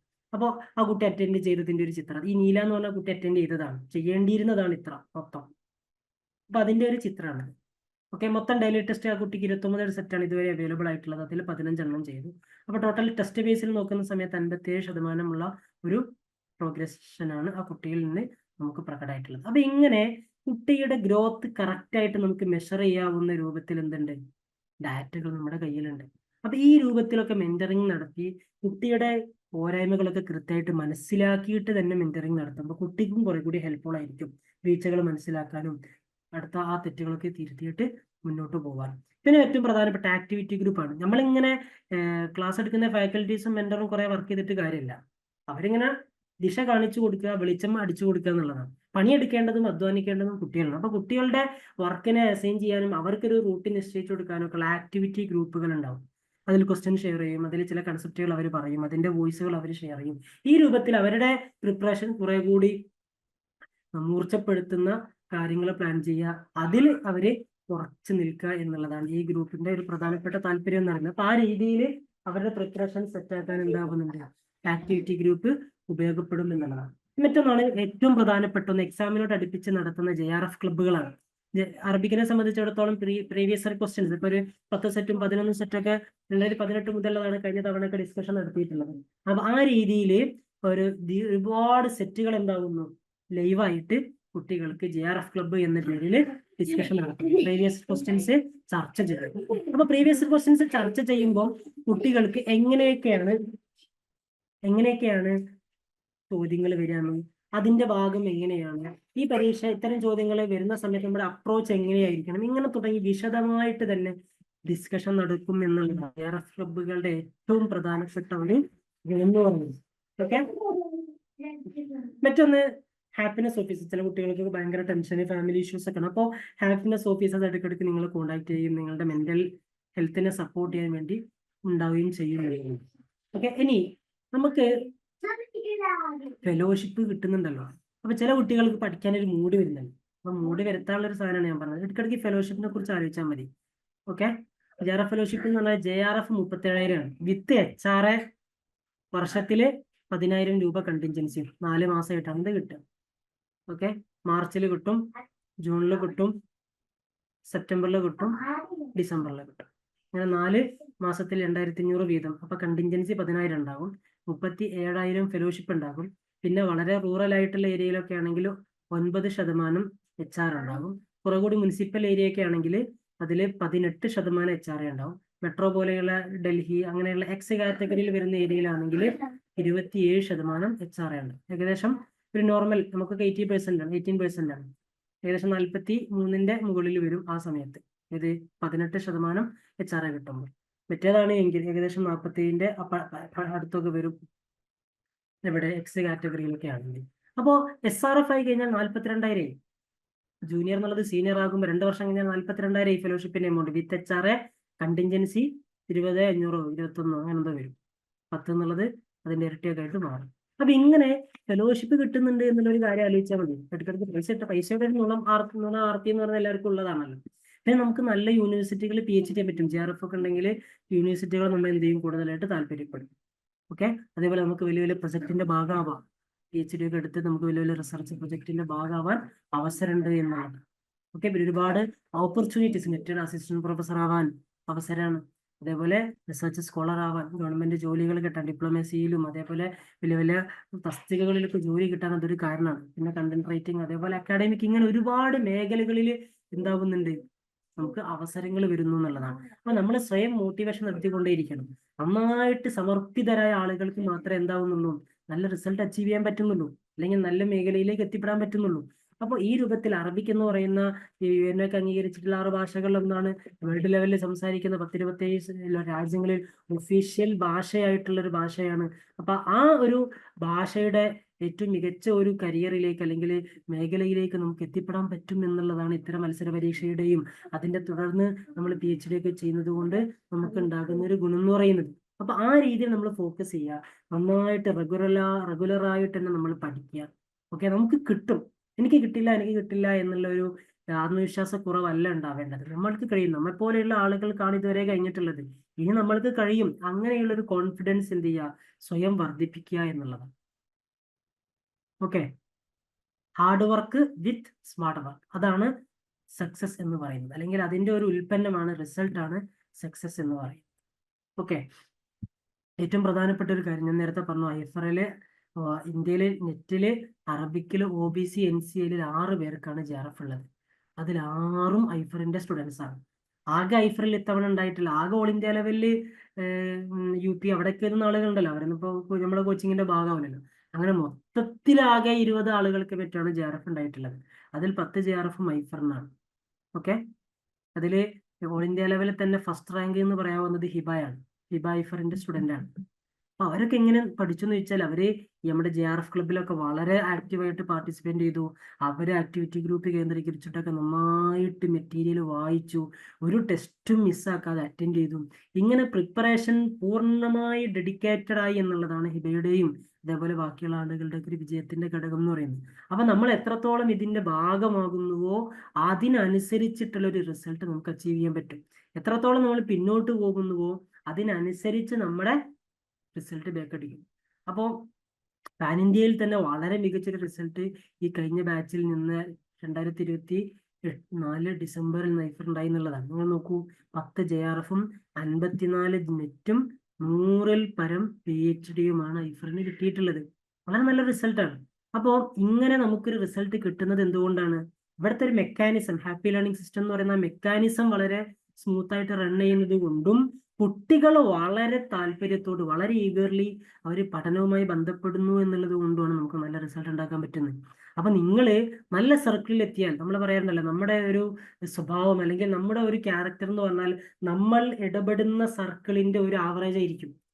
അപ്പൊ ഒരു മടിയൻ, ആ ഒരു സൗഹൃദ വലയമൊരു മടിയന്മാരുടെ ഒരു കൂട്ടായ്മയുടെ ഭാഗമായിരിക്കും അയാൾ. വളരെ നന്നായിട്ട് ഇന്ററാക്ട് ചെയ്യുന്ന ഒരാൾ, അയാളുടെ ഒരു സൗഹൃദ വലയം എന്ന് പറഞ്ഞാൽ അത്യാവശ്യം നല്ല എക്സ്പോഷർ ഉള്ള ഒരു ടീമായിരിക്കും. അപ്പൊ നമ്മുടെ ചുറ്റുഭാഗത്തുള്ളവരുടെ ഒരു ആവറേജ് ആയിരിക്കും നമ്മുടെ ക്യാരക്ടറായിട്ട് നമ്മുടെ നാച്ചറായിട്ട് മാറുക. അപ്പൊ നമ്മൾ നല്ലൊരു സർക്കിളിൽ എത്തിയാൽ നമ്മളും നല്ല ഒരു ക്യാരക്ടറായിട്ട് അല്ലെങ്കിൽ പ്രിപ്പറേഷന്റെ ഭാഗത്ത് സംസാരിക്കുമ്പോൾ നല്ല എഫേർട്ട് എടുത്ത് പഠിക്കുന്ന ഒരു ടീമിലേക്ക് നമ്മൾ എത്തിയാൽ നമ്മുടെയും അതിന്റെ ആവറേജ് ആയിരിക്കുമല്ലോ നമ്മൾ. അപ്പൊ നമ്മൾ എന്തായിരിക്കും, നല്ലൊരു എഫേർട്ട് നമ്മളും എടുക്കുന്നുണ്ടാകും. ആ രീതിയിൽ എന്ത് ചെയ്യണം, നമ്മള് നല്ല ഒരു പ്രിപ്പറേഷൻ നടത്തിയാൽ ഇൻഷാ അല്ലാഹ് ഈ ജൂണിൽ തന്നെ JRF ഹോൾഡേഴ്സിന്റെ ലിസ്റ്റിൽ നമ്മൾ ഉണ്ടാവും. ഓക്കെ, അപ്പൊ ആ രീതിയിലേക്ക് വരണം. അതിനു വേണ്ടിയുള്ള എഫേർട്ട് എടുക്കേണ്ടതൊക്കെ ആര് തന്നെയാണ്? നമ്മൾ തന്നെയാണ്. ഐഫറിനെ സംബന്ധിച്ചിടത്തോളം ഐഫറിന്റെ മിഷൻ JRF പ്രീമിയർ ബാച്ചിന്റെ ഇത് നടന്നുകൊണ്ടിരിക്കുകയാണ്. പിന്നെ ഒരു പ്രിപ്പറേഷന്റെ ലാസ്റ്റ് സമയം എന്നൊക്കെ, അല്ലെങ്കിൽ അതിന്റെ അഡ്മിഷന്റെ ഒരു ലാസ്റ്റ് സമയത്താണ് ഇപ്പൊ ഉള്ളത്. അപ്പൊ നിങ്ങൾക്ക് എന്ത് ചെയ്യാം, ആ രീതിയിൽ അഡ്മിഷന് എടുക്കാം എന്നുള്ളതാണ്. ഇപ്പൊ ഐഫർ 4 വർഷമായിട്ട് ഉണ്ടാക്കിയിട്ടുള്ള റിസൾട്ടാണ്. ഒക്കെ JRF targeted study plan provide ചെയ്യുന്നത്, 1-to-1 മെന്ററിംഗ് ഉണ്ടായിരിക്കും. എജ്യു റീൽസുകൾ വളരെ ചെറിയ, ഇപ്പൊ റീലുകളുടെ കാലമാണല്ലോ, ചെറിയ ചെറിയ കണ്ടന്റുകൾ 1 മിനിറ്റിനൊക്കെ നമുക്ക് പറഞ്ഞ് അത് നമ്മുടെ മനസ്സിൽ ഉണ്ടാവുക എന്നുള്ളതാണ്. അതോടൊപ്പം നല്ല മെറ്റീരിയൽസ് ഉണ്ട്, എക്സ്പീരിയൻസ് ആയിട്ടുള്ള ഫാക്കൽറ്റീസ് ആണ്, ആക്ടിവിറ്റി ഗ്രൂപ്പുകളുണ്ട്, PYQ ബേസ്ഡ് ഉള്ള ബ്ലൂ പ്രിന്റ് ഉണ്ട്, ഇൻഡിവിജ്വൽ ആയിട്ട് സ്റ്റഡി പ്ലാൻ നമ്മൾ കൊടുക്കും. അതേപോലെ പ്രിപ്പറേറ്ററി ടെസ്റ്റുകൾ ഉണ്ടാകും, JRF ക്ലബ്ബുകൾ ഉണ്ടാവും, ARF എക്സാമിനേഷൻ ഉണ്ട്, സ്റ്റുഡന്റ് ഗ്രോത്ത് റിപ്പോർട്ട് ഉണ്ട്, സിലബസ് കവർ ചെയ്യുന്ന ലൈവ് സെഷൻസുകൾ ഉണ്ട്. ഈ കാര്യങ്ങളൊക്കെ വെച്ചുകൊണ്ടാണ് 4 വർഷം കൊണ്ട് 300-ൽ പരം JRFും 2600-ന് മീതെ നെറ്റും 2800-ൽ പരം PhD ആകെ 2 റിസൾട്ടാണ് വന്നിട്ടുള്ളൂ കേട്ടോ. 2024 ജൂണും ഡിസംബറും മാത്രമേ നെറ്റില് PhD ആഡ് ചെയ്തിട്ടുള്ളൂ. ആ 2 ടേമിൽ കൊണ്ടാണ് നമുക്ക് 2812 എന്ന് പറയുന്ന റിസൾട്ടിലേക്ക് എത്താൻ പറ്റിയിട്ടുള്ളത്. അപ്പോൾ വളരെ മികച്ച ഒരു റിസൾട്ടിലേക്ക് നമുക്ക് എത്താൻ നമ്മൾ നന്നായിട്ട് ഒരുങ്ങുക എന്നുള്ളത് തന്നെയാണ് ഏറ്റവും പ്രധാനപ്പെട്ട ഒരു കാര്യം എന്ന് പറയുന്നത്. അപ്പൊ ആ രീതിയിലേക്ക് നമ്മൾ മാറണം, നമ്മുടെ പ്രിപ്പറേഷൻസ് മാറണം. അങ്ങനെയാണ് എങ്കിൽ നമുക്ക് നല്ല റിസൾട്ട് ഉണ്ടാക്കാൻ പറ്റും. ഇപ്പൊ ടെസ്റ്റുകൾ അറ്റൻഡ് ചെയ്യുകയും മെറ്റീരിയൽ വായിക്കുകയും ഗ്രൂപ്പ് ആയിട്ട് കമ്പൈൻഡ് ആയിട്ട് സ്റ്റഡി നടത്തുകയൊക്കെ ചെയ്യാന്ന് പറയുന്നത് നമ്മുടെ പഠനത്തിന്റെ ഏറ്റവും നിർണായകമായിട്ടുള്ള ഭാഗമാണ്. അപ്പൊ നിങ്ങളും ആ രീതിയിൽ പഠിക്കണം. പഠിച്ചാൽ JRF കിട്ടും. നിങ്ങൾ താല്പര്യപ്പെടുന്നെങ്കിൽ ഇതിന്റെ കമന്റ് ബോക്സിൽ തന്നെ ഓൾറെഡി എന്തായിട്ടുണ്ട്, നിങ്ങൾക്ക് ഒരു ഗൂഗിൾ ഫോമിന്റെ ലിങ്ക് പ്രൊവൈഡ് ചെയ്തിട്ടുണ്ട്. നിങ്ങൾ ആ ലിങ്ക് ഓപ്പൺ ആക്കിയിട്ട് ഗൂഗിൾ ഫോം ഫില്ല് ചെയ്താൽ ഐഫറിന്റെ റെപ്രസെന്റേറ്റീവ്സ് നിങ്ങൾ തന്നെ കോൺടാക്ട് ചെയ്യും. അപ്പൊ ആ രീതിയിൽ നല്ല ഒരു റിസൾട്ട് നമുക്ക് ഉണ്ടാക്കണം. JRF അച്ചീവ് ചെയ്യണം, PhD അതുവഴി ക്വാളിഫൈ ചെയ്യണം. PhD ഒക്കെ നേടിയിട്ട് നമ്മുടെ അക്കാദമിക്കിന്റെ കാലിബർ എന്ന് പറയുന്നത് ഒരു നെക്സ്റ്റ് ലെവലിലേക്ക് നമുക്ക് എത്തിക്കാൻ പറ്റണം. അങ്ങനെ പറ്റും. എങ്ങനെ പറ്റും? നമ്മൾ നന്നായിട്ട് സിസ്റ്റമാറ്റിക് ആയിട്ട് പഠിച്ചാൽ, നമുക്ക് റിസർച്ചിന്റെ ഒരു ഏരിയ പരിചിതമായാൽ നമുക്ക് നല്ലൊരു ഡെവലപ്മെന്റ് നമ്മുടെ അക്കാദമിക് രംഗത്ത് നമ്മുടെ കരിയറിൽ ഉണ്ടാക്കാൻ പറ്റും. അല്ലെങ്കിൽ നമ്മളൊരു PGയിൽ അവസാനിക്കും നമ്മുടെ കരിയർ, അല്ലെങ്കിൽ ഡിഗ്രിയിൽ അവസാനിക്കും. ഈ ആളുകൾ അല്ലെങ്കിൽ നമ്മൾ ജീവിക്കുന്ന ഒരു സമൂഹം എന്ന് പറയുന്നത് PhDയിൽ നിന്നും മീതെ പോസ്റ്റ് ഡോക്ടറൽ ഫെലോഷിപ്പുകളുടെ കാലമാണ്, അല്ലെങ്കിൽ ഹൈ പ്രൊജക്റ്റുകളുടെ കാലമാണ്. നമ്മുടെ ഡാറ്റ അനലിറ്റിക്സിന്റെ ഒക്കെ ഒരു കാലമാണെന്ന് നമ്മൾ പറയാറുള്ളതല്ലേ. അപ്പൊ ഡാറ്റകളാണ് ലോകത്തെ ഭരിക്കുകയൊക്കെ ചെയ്യുന്നത്. അപ്പോൾ അതിൽ നിന്ന് നമുക്ക് നല്ല ഒരു അക്കാദമിഷ്യനായി മാറണമെങ്കിൽ നല്ല എഫേർട്ട് നമ്മൾ എടുക്കണം. നമ്മുടെ കരിയർ വളരെ മികച്ച കാലിബർ നമുക്ക് കീപ്പ് ചെയ്യണമെങ്കിൽ നമ്മുടെ അത്രയും നമ്മൾ എഫേർട്ട് എടുക്കണം. ഓക്കെ, അപ്പൊ നമുക്ക് ഫൈനാൻഷ്യൽ അസിസ്റ്റൻസ് ഒക്കെ നമ്മുടെ റിസർച്ചുമായി ബന്ധപ്പെട്ട് ഉണ്ടാവുക എന്ന് പറയുന്നത് പഠനവുമായി ബന്ധപ്പെട്ടുള്ള ഒരു വെല്ലുവിളി. അത് ചെറിയ ഡിഗ്രി ആണെങ്കിൽ പോലും പഠിക്കുന്ന സമയത്ത് ഉണ്ടാകുന്ന ഒരു വെല്ലുവിളി എന്ന് പറഞ്ഞാൽ നമ്മുടെ ഫൈനാൻഷ്യൽ നീഡ്സ് മീറ്റ് ചെയ്യുക എന്നുള്ളതാണ്. ഒരു പക്ഷേ വീട്ടിൽ നിന്ന് ചോദിക്കാനുള്ള പ്രയാസം, വീട്ടുകാരുടെ ആവശ്യപ്പെടാനുള്ള ബുദ്ധിമുട്ട്. അപ്പൊ PhD ചെയ്യുന്ന സമയത്ത് നമുക്ക് നമ്മൾ അത്യാവശ്യം മുതിർന്നിട്ടുണ്ടാകും, എന്നിട്ടും വീട്ടുകാരുടെ സപ്പോർട്ട് ആവശ്യമായി വരിക. അതൊക്കെ നമ്മുടെ പഠനത്തിന്റെ തന്നെ ഒരു ഘടനയെ തന്നെ ബാധിക്കും. നമ്മളെങ്ങനെയോ സ്ട്രെസ് ഒക്കെ എടുത്ത് പഠിക്കുകയായിരിക്കും, ഉള്ള സ്ട്രെസ് ഒക്കെ ഇതിന് വേണ്ടി വരും. അതിന്റെ പുറമെ ഫൈനാൻസ് എന്ന് പറയുന്ന ഒരു സ്ട്രെസ് കൂടി തലയിൽ കയറിയാൽ പഠനത്തിന്റെ സ്ട്രെസ്സും പൈസയുടെ സ്ട്രെസ്സും കൂടിയാൽ നമുക്ക് പഠനം മുന്നോട്ട് പോകാൻ പറ്റില്ല. അപ്പോൾ അത്തരം സ്ട്രെസ്സുകൾ നമുക്ക് ഇല്ലാതാക്കാൻ ഏറ്റവും നന്നായിട്ട് ഉപകരിക്കുന്ന നമുക്കൊരു JRF എന്ന് പറയുന്നത്.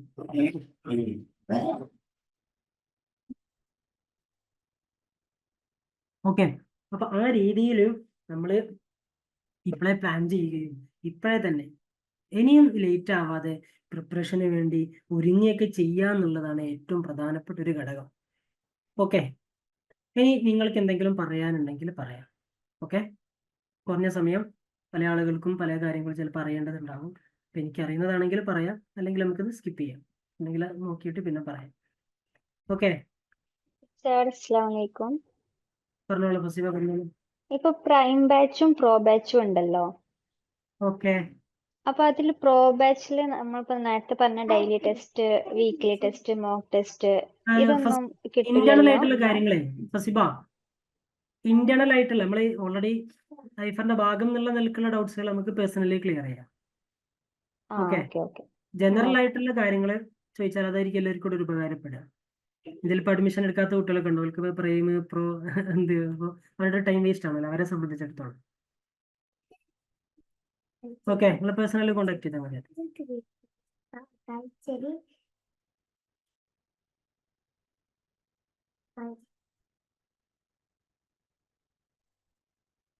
എന്തെങ്കിലും ഡൗട്ട്സുകൾ ഉണ്ടെങ്കിൽ നമുക്ക് ക്ലിയർ ചെയ്യാം. Hello sir. റാഫിയ പറഞ്ഞോളൂ. സാർ, ഇപ്പൊ ഒരുപാട് പ്രിന്റർ നോട്ടുകളൊക്കെ അവൈലബിൾ ആണ് സമയമാണല്ലോ. ഓക്കെ, നമുക്ക് ഒരുപാട് മെറ്റീരിയൽ എടുക്കാം. അപ്പൊ ഈ ഉമ്മഹാത്തുൽ കുത്തുബിന്റെ പ്രസക്തി ഒന്നും കൂടി പറയോ? നമ്മൾ അത് നോക്കി തന്നെ പഠിക്കണോ, അല്ലെങ്കിൽ ഇത് റെഫറൻസ് ആയിട്ട് അങ്ങനെ എടുത്ത് പഠിച്ചാൽ മതിയോ? ഞാൻ പൊതുവെ ഐഫർ സ്റ്റുഡൻസ് ഞാൻ പറയാറുള്ളത് ആദ്യം മെറ്റീരിയൽ വായിക്കണം എന്നുള്ളതാണ്. അപ്പോൾ വളരെ വലിയ മെറ്റീരിയലുകൾക്ക് അവൈലബിൾ, എല്ലാ മെറ്റീരിയലൊന്നും ഞാൻ കണ്ടിട്ടില്ല കേട്ടോ. പല മെറ്റീരിയൽ ഉണ്ട് എന്നിങ്ങനെ കുട്ടികൾ പറയുന്നത് കേൾക്കാം. അപ്പോൾ നമ്മളൊക്കെ പഠിച്ചിരുന്നത് ആ സമയത്ത് നോട്ട്സ് ഉണ്ടായിരുന്നു, ക്ലാസ് നോട്ട്സ് എന്ന് പറയുന്ന രൂപത്തിലുള്ള നോട്ട്സ്, അല്ലെങ്കിൽ ഒരു ശരാശരി നോട്ട്സ് ഉണ്ടായിരുന്നു. അതിൻ്റെ കൂടെ അന്നൊക്കെ ഈ നോട്ട്സുകൾ ഇങ്ങനെ വ്യാപകമായിട്ട് എനിക്ക് തോന്നുന്നു ഇറങ്ങി തുടങ്ങിയിട്ടുള്ളൂ തോന്നുന്നു, നമ്മളൊന്നും അങ്ങനെ കണ്ടിട്ടില്ല. അപ്പൊ ഞാൻ ചെയ്തിരുന്നത് ആ യൂണിറ്റിന്റെ നോട്ട്സ് നമ്മൾ കൃത്യമായിട്ട് വായിക്കും. അതിന്റെ പുറമെ എല്ലാ ഉമ്മഹാത്തുൽ കുത്തുബും ബേസ് ചെയ്തിട്ടാണ് ഞാൻ നോട്ട്സ് ഉണ്ടാക്കി. എൻ്റെ നോട്ട്സ് ഇവിടെ എൻ്റെ വീട്ടിൽ എൻ്റെ അലമാരയിൽ ഉണ്ടെന്ന് എനിക്ക് തോന്നുന്നത്. അപ്പൊ നമ്മളത് മൊത്തം എന്തായിട്ടുണ്ട്, ഞാൻ നോട്ട്സ് ഉണ്ടാക്കി. ഞാൻ സയ്യാത്ത്, ഫാഹൂരി, ജുർജി, ജവാഹിർ, ഫറൂഖ്, ഷൗക്കി ഇതെല്ലാം വായിച്ചിട്ടാണ് ഞാൻ നോട്ട്സ് ഉണ്ടാക്കിയത്. അങ്ങനെ നോട്ട്സ് JRF നേടുക എന്നുള്ളൊരു ലക്ഷ്യം മാത്രം മുൻനിർത്തിയിട്ട് അങ്ങനെ ഒരു നോട്ട് ഉണ്ടാക്കണം എന്ന് വെച്ചാൽ വേണ്ടതില്ല എന്നുള്ളതാണ് പ്രാഥമികമായിട്ട് ഞാൻ പറയാറുള്ള ഒരു ഉത്തരം. മെറ്റീരിയൽസ് പൂർണ്ണമായിട്ടും വായിക്കുക. ചില കുട്ടികൾക്ക് അതിനുള്ള സമയം ഉണ്ടാവുള്ളൂ. അപ്പൊ ആ മെറ്റീരിയൽ മാത്രം വായിക്കാൻ സമയമുള്ള ഒരു കുട്ടിയോട് ഉമ്മാത്തുൽ കുത്തുബ് വായിക്കണം എന്ന് പറഞ്ഞാൽ, ഉമ്മാത്തുൽ കുത്തുബ് വായിക്കുക എന്ന് പറയുമ്പം ഉമ്മാത്തുൽ കുത്തുബ് നെറ്റ് എക്സാമിന് വേണ്ടി ഉണ്ടാക്കിയൊരു സാധനമല്ല. അപ്പോൾ ഒന്നാമത്തെ പേജ് വായിക്കേണ്ടി വരും, പിന്നെ 10ാമത്തെ പേജ് ആയിരിക്കും. അപ്പൊ ഇയാൾ എവിടെ വരുന്നത്, മെറ്റീരിയൽ ഇവിടെ ഏത് ഭാഗത്ത് ഒന്നെങ്കിൽ ഇൻഡെക്സ് എടുത്ത് നോക്കണം, അല്ലെങ്കിൽ ഇൻഡെക്സ് തയ്യാറാക്കിയിട്ടുള്ള PDF നോക്കണം, എന്നിട്ട് ആ പേജ് ആയിരിക്കും. വളരെ ടൈം കൺസ്യൂമിങ് ആയിരിക്കും അത്. അപ്പൊ അങ്ങനത്തെ ഒരു കുട്ടി അതിലേക്ക് നീങ്ങേണ്ടതില്ല. അവന്റെ ആ നിലവിലുള്ള പരിമിതമായ സമയം അവൻ എന്തിനു വേണ്ടി ഉപയോഗപ്പെടുത്തുക, ഈ പറയുന്ന കയ്യിലുള്ള അവൈലബിൾ ആയിട്ടുള്ള മെറ്റീരിയൽ, ആ മെറ്റീരിയൽ പരമാവധി വായിക്കാനുള്ള സമയം കണ്ടെത്തുക എന്നുള്ളതാണ്. ആ മെറ്റീരിയൽ ഒക്കെ വായിച്ച് കഴിഞ്ഞ നല്ല മെറ്റീരിയൽ ആണെന്ന് ആദ്യം ഉറപ്പുവരുത്തണ്ടോ. വളരെ ഫേക്ക് ആയിട്ടുള്ള അല്ലെങ്കിൽ ഒട്ടും ഒതന്റിക് അല്ലാത്ത ഇൻഫർമേഷൻസ് ഒക്കെ കീപ്പ് ചെയ്യുന്ന മെറ്റീരിയൽ ഉണ്ടാകാം. അങ്ങനെയൊന്നും നമ്മൾ ദയവേത് വായിക്കരുത്. പരമാവധി ഒതന്റിക് ആയിട്ടുള്ള സോഴ്സുകൾ തന്നെ മെറ്റീരിയൽ റീഡിങ്ങിന് ഉപയോഗപ്പെടുത്തണം എന്നുള്ളതാണ് പ്രധാനമായും നമ്മൾ ശ്രദ്ധിക്കേണ്ട ഒരു സംഗതി എന്ന് പറയുന്നത്. അങ്ങനത്തെ അല്ലാത്ത സോഴ്സുകളാണ് നമ്മൾ ഉപയോഗപ്പെടുത്തുന്നത് എങ്കിൽ അത് നമ്മുടെ ആൻസറുകൾ തെറ്റാനും മാർക്ക് കുറയാനും കാരണമാകും. അപ്പോൾ ഒതന്റിക് സോഴ്സുകൾ തന്നെ പരമാവധി ആശ്രയിക്കുക. അപ്പോൾ ഒതന്റിക് സോഴ്സ് ആണ് എന്നുള്ളത് കൊണ്ടാണ് എല്ലാവരും ഉമ്മഹാത്തുൽ കുതുബ് മെൻഷൻ ചെയ്യാറുള്ളത്. അപ്പോൾ അങ്ങനത്തെ ഒതന്റിക് സോഴ്സ് ആയിട്ടുള്ള മെറ്റീരിയൽ വായിച്ച് എന്നിട്ടും സമയമുണ്ട് എങ്കിൽ അത് അവിടെ ഒരു എക്സ്ട്രാ റീഡിങ്, വളരെ ഡീപ്പ് റീഡിങ് എന്നുള്ള നിലക്കാണ് നമ്മൾ എന്ത് സജസ്റ്റ് ചെയ്യാറുള്ളത്, ഈ പറയുന്ന മെറ്റീരിയൽ റീഡിങ്ങിൽ ഉമ്മഹാത്തുൽ കുതുബ് യൂസ് ചെയ്യണമെന്ന് പറയാറുള്ളത്. ഇനി ചില കുട്ടികളൊക്കെ ഒരുപാട് മെറ്റീരിയൽ കണ്ടവരും വായിച്ചവരും ആയിരിക്കും, നെറ്റ് പലതവണ ക്രാക്ക് ചെയ്തവരായിരിക്കും. അവർക്ക് വീണ്ടും സെയിം സാധനം വായിക്കുമ്പോൾ ഉണ്ടാകുന്ന ഒരു ആവർത്തന വിരസത, അതല്ലെങ്കിൽ അവർക്ക് അത് വായിക്കാൻ തോന്നാതിരിക്കുക, അങ്ങനത്തെ ചില പ്രശ്നങ്ങളുണ്ടാവും. അപ്പോൾ അവർക്ക് ഒരു വെറൈറ്റി, വ്യത്യസ്തത എന്നുള്ള നിലക്ക് ഉമ്മഹാത്തുൽ കുതുബ് വായിക്കുമ്പോൾ അവർക്ക് കുറെ കൂടി ഉപകാരപ്പെടും. മാത്രമല്ല ഏത് നോട്ട്സിനും ഒരു പരിമിതി ഉണ്ടാകും. ഉമ്മഹാത്തുൽ കുതുബ് അങ്ങനെ തന്നെ കോപ്പി അടിച്ചാൽ പിന്നെ അത് ഉമ്മഹാത്തുൽ കുതുബിന്റെ വലുപ്പം തന്നെ ഉണ്ടാവുമല്ലോ. അപ്പൊ മെറ്റീരിയലൊക്കെ നമ്മൾ ചില കാര്യങ്ങൾ സ്കിപ്പ് ചെയ്യും. അപ്പൊ അത്തരം സ്കിപ്ഡ് ആയിട്ടുള്ള കാര്യങ്ങളുടെ അതിന് ശ്രദ്ധിക്കാനും അത് മനസ്സിലാക്കാനൊക്കെ ഈ ഉമ്മഹാത്തുൽ കുതുബ് വായിക്കുന്ന സമയത്ത് ഒരു അവസരം ഉണ്ടാകും എന്നുള്ളതാണ് ഉമ്മഹാത്തുൽ കുതുബ് വായിക്കുന്നത് കൊണ്ട് കിട്ടുന്ന മറ്റൊരു ബെനിഫിറ്റ് എന്ന് പറയുന്നത്. റാഫിയൊക്കെ ക്ലിയർ ആയിട്ടുണ്ടാവില്ല അല്ലേ? സാർ, ഈ നോട്ട് പ്രിപ്പയർ ചെയ്യുന്നതിൽ എന്തൊക്കെ നമ്മൾ ശ്രദ്ധിക്കുന്നത്, അതെങ്ങനെയാ ചെയ്യാനുള്ളത്? ഒരു സയന്റിഫിക് ആയിട്ടുള്ള ഒരു മെത്തേഡ് എങ്ങനെയാണ്? അത് നിങ്ങൾക്ക് യൂണിറ്റ് വൈസ് നോട്ട് ചെയ്യുന്നതായിരിക്കും ഒന്നുകൂടി. കാരണം നമ്മൾ നോട്ട് എന്തിനാ ഈ നോട്ട്സ് ഇൻഫോർമേഷൻ പല സ്ഥലത്തുനിന്ന് കിട്ടല്ലോ, അത് പല സമയത്തും ആയിരിക്കുമല്ലോ. അപ്പൊ അതിലും കൂടി നമ്മൾ ക്രോഡീകരിച്ചിട്ട് ഇപ്പൊ എങ്ങനെ ഒരു നോട്ട് ആക്കുക? ഇപ്പോ നമ്മളെ നോട്ട്സ് ഉണ്ടാക്കണ എന്തിനാ, നമുക്ക് പിന്നീട് നമ്മുടെ പഠനം സുഖകരമാവാനാണ് നമ്മൾ നോട്ട്സ് ഉണ്ടാക്കേണ്ടത്. ഇപ്പൊ നമ്മൾ നോട്ട്സ് ഉണ്ടാക്കുന്ന സമയത്ത് ശ്രദ്ധിക്കേണ്ടത് ആ സമയത്തെ സുഖമല്ല നോക്കേണ്ടത്. ഓക്കെ, നോട്ട്സ് ഉണ്ടാക്കുക എന്ന് പറഞ്ഞാൽ റിസ്ക് ആണ്. അപ്പൊ ആ സമയത്ത് സുഖം നോക്കിയാൽ പിന്നീട് ടഫ് ആയിരിക്കും. ഒരു സമയത്തെ സുഖം എന്ന് പറയുന്നത് പിന്നീടുള്ള ഓരോ സമയത്തെയും റിസ്കിന് അത് ബാധിക്കും, അല്ലെങ്കിൽ റിസ്ക് ആക്കും. ഇപ്പോ ആ സമയത്ത് കുറച്ച് റിസ്ക് എടുത്തിട്ട് പിന്നീട് നിങ്ങൾ നോട്ട് നോക്കുന്ന ഓരോ സമയവും പ്രയാസമില്ലാതിരിക്കണം എന്നുള്ളതാണ് നോട്ട്സ് ഉണ്ടാക്കുന്ന സമയത്ത് ജനറൽ ആയിട്ട് ആദ്യം ഉണ്ടായിരിക്കേണ്ട ഒരു ധാരണ എന്ന് പറയുന്നത്. ഓക്കെ, മനസ്സിലായോ? അപ്പൊ ആ സമയത്ത് കുറച്ച് റിസ്ക് എടുക്കുക എന്നുള്ളത് നമ്മൾ നിർബന്ധമായി ഏറ്റെടുക്കണം. എന്നിട്ട് പിന്നീടുള്ള ഓരോ തവണ നമ്മൾ നോട്ട്സ് നോക്കുന്ന സമയത്തും നമുക്ക് അത് സുഖമായിരിക്കണം. അപ്പൊ അതാ എന്റെ നോട്ട്സ് ഞാൻ പറഞ്ഞത്. ഞാൻ നോട്ട്സ് ഉണ്ടാക്കിയിട്ടുള്ള ഒരു രീതി, ഇതാണ് ബെറ്റർ രീതി എന്നല്ല കേട്ടോ ഞാൻ പറഞ്ഞിട്ടുള്ളത്. ഞാൻ ഉണ്ടാക്കിയിട്ടുള്ള യൂണിറ്റ് 1 സ്റ്റാർട്ട് ചെയ്തു. യൂണിറ്റ് 1 നമ്മളെ മുഅല്ലഖ അസ്ലുലുഗയുടെ ഞാൻ ഇങ്ങനെ നോട്ടായിട്ട് ആക്കിയിട്ടില്ല, അത് വേറെ ചെറുതായിട്ടൊന്ന് എഴുതി വെച്ചിട്ടാണ്. അന്ന് ചെയ്തു മുഅല്ലഖിലും പ്രധാനമായും വരുന്ന ആള് ഇമ്രുൽ ഖൈസ് എടുത്തു. എന്നിട്ട് ഹന്ന ഫാഖൂരിയുടെ പേജ് നമ്പർ എടുത്തു. ഹന്ന ഫാഖൂരിയുടെ പേജ് നമ്പർ അവിടെ എഴുതി വെച്ചു. എന്നിട്ട് എന്ത് ചെയ്തു, ആ ഹന്ന ഫാഖൂരിയിൽ വരുന്ന പ്രധാനപ്പെട്ട കാര്യങ്ങൾ അവിടെ കുറിച്ച് വെച്ചു. എല്ലാ കാര്യങ്ങളും കുറിച്ച് ഞാൻ പറയല്ലോ, നോട്ട്സ് ഉണ്ടാക്കുന്ന സമയത്തുള്ള ഒരു പരിമിതി എന്ന് പറഞ്ഞാൽ നമുക്കത് എല്ലാ കാര്യങ്ങളും കുറിച്ച് വെക്കാൻ കഴിയില്ല. എൻ്റെ അത് ശരാശരി ഒരാളെ കുറിച്ചിട്ട് ഒരു പേജാണുള്ളത്. ഒരു പേജിലല്ലല്ലോ ഹന്ന ഫാഖൂരിൽ ഇമ്രുൽ ഖൈസിനെ പരിഗണിക്കുന്നത്. എത്രയുണ്ട്? നമ്മളെ വളരെ ചെറുതാക്കിയിട്ട് എന്ത് ചെയ്തു, നമുക്ക് മനസ്സിലാവുന്ന രൂപത്തിൽ ഹിൻസുകൾ കൊടുത്തിട്ട് എഴുതി എന്നുള്ളതാണ്. അപ്പൊ ഹന്ന ഫാഖൂരി എന്ന് മാത്രം എഴുതിയാൽ പോരാ, ഹന്ന ഫാഖൂരിയുടെ പേജ് നമ്പർ 175 ആണ്. അപ്പൊ ആ പേജ് നമ്പർ ഞാൻ എഴുതി വെക്കുന്നത് എന്തിനാണ്?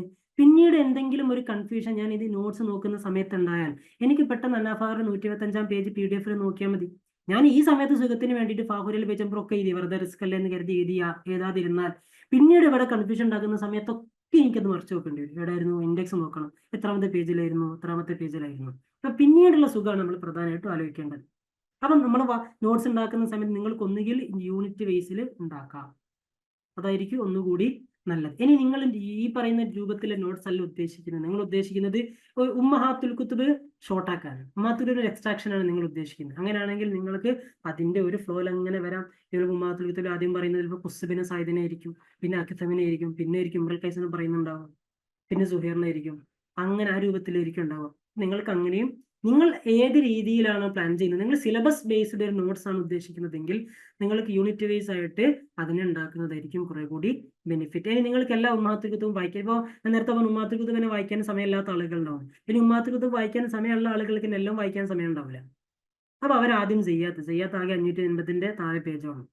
പിന്നെ ഫാഖൂരി വായിക്കാം. അപ്പൊ സയ്യാത്തും ഫാഖൂരും കുറെ കൂടി ചോദ്യങ്ങൾക്ക് അവർ അവലംബിക്കുന്നുണ്ട് എന്ന് നമുക്ക് തോന്നുന്ന ടെക്സ്റ്റുകൾ കൂടിയാണ്. എന്നിട്ടും സമയം ഉണ്ടെങ്കിൽ ജുർജി വായിക്കാം. അതും കഴിഞ്ഞിട്ട് സമയമുണ്ട് ഷൗക്കി വായിക്കാം. ഇപ്പൊ ഉന്ദുലുസിൽ നിങ്ങൾക്ക് സമയമുണ്ട് ആദ്യം നിങ്ങൾ ഷൗക്കി നോക്കുക, അല്ലെങ്കിൽ ഫറൂഖ് നോക്കുക. കാരണം ഉന്ദുലുസൊന്നും ഡീറ്റെയിൽ ആയിട്ട് എല്ലാ ഭാഗത്തും അല്ലെങ്കിൽ എല്ലാ ഉമ്മഹാത്തുൽ കുതുബിലും വരുന്നില്ല. അപ്പോൾ അതിന്റെ ഒരു കാര്യം കൂടി നമ്മൾ മനസ്സിലാക്കിയിട്ട് ചെയ്യുന്നതായിരിക്കും നല്ലത്. നോട്ട്സ് ഉണ്ടാക്കുന്ന സമയത്ത് കുറെ കൂടി സബ്ജക്റ്റീവാണ്. നിങ്ങളുടെ ഒരു പഠനത്തിന്റെ രീതി എങ്ങനെയാണ്, വളരെ ഡീപ്പായിട്ട് പഠിക്കുന്ന ഒരു ത്രില്ലായ ആളുകളുണ്ടാവും. നമ്മളതൊക്കെ ത്രില്ലിൽ ചെയ്തൊരു സാധനമാണ്. അപ്പൊ എനിക്ക് JRFിന് പ്രിപ്പറേഷൻ ഞാൻ നിങ്ങൾക്കൊരു മോട്ടിവേഷൻ ആവുകയാണെങ്കിൽ കരുതിയിട്ട് പറയാം. നമ്മൾ JRF പ്രിപ്പറേഷൻ നടത്തുന്ന സമയത്ത് നമ്മൾ ഉദ്ദേശിക്കേണ്ടത് JRF കിട്ടുക എന്നുള്ളതല്ല. ഒന്ന് ഉദ്ദേശിക്കേണ്ടത് 1ാം സ്ഥാനത്തോടു കൂടി JRF കരസ്ഥമാക്കുക. മറ്റൊന്ന്, എനിക്ക് ഇതിലൊരു മാസ്റ്റർ ആവാൻ പറ്റണം എന്നുള്ളതാണ്. ഇതിന്റെ കണ്ടന്റുമായി ബന്ധപ്പെട്ട് എന്ത് ചോദിച്ചാലും പറയാൻ കഴിയുന്ന രൂപത്തിൽ, ഏത് ഭാഗത്തു നിന്ന് എങ്ങനെയാണ് ക്വസ്റ്റ്യൻസ് വരിക എന്നൊക്കെ കൃത്യമായിട്ട് അറിയുന്ന വളരെ വലിയൊരു എക്സ്പേർട്ട് ആയിട്ട് എനിക്കിതിൽ മാറണം എന്ന ഒരു കോൺഫിഡൻസ് അല്ലെങ്കിൽ അങ്ങനെയുള്ള ഒരു ദൃഢനിശ്ചയത്തോടു കൂടി പഠിക്കുകയാണെങ്കിൽ നമുക്കിതൊരു ത്രില്ലായിട്ട് മാറും. അല്ല ജസ്റ്റ് ഒരു JRF കിട്ടുകയാണെങ്കിൽ നിങ്ങൾക്ക് ഇങ്ങനെ ഒന്നും കഷ്ടപ്പെടേണ്ട ഒരു ആവശ്യമില്ല. ഈ നോട്ട്സ് ഒന്നും ഉണ്ടാക്കേണ്ട ഒരു ആവശ്യമില്ല JRF കിട്ടാൻ. പക്ഷെ നമ്മൾ ഉദ്ദേശിക്കുന്നത് അതിൽ എന്താവുകയാണ്, പരമാവധി നമ്മളതിൽ എക്സ്പേർട്ട് ആവുക എന്നുള്ളതാണ്.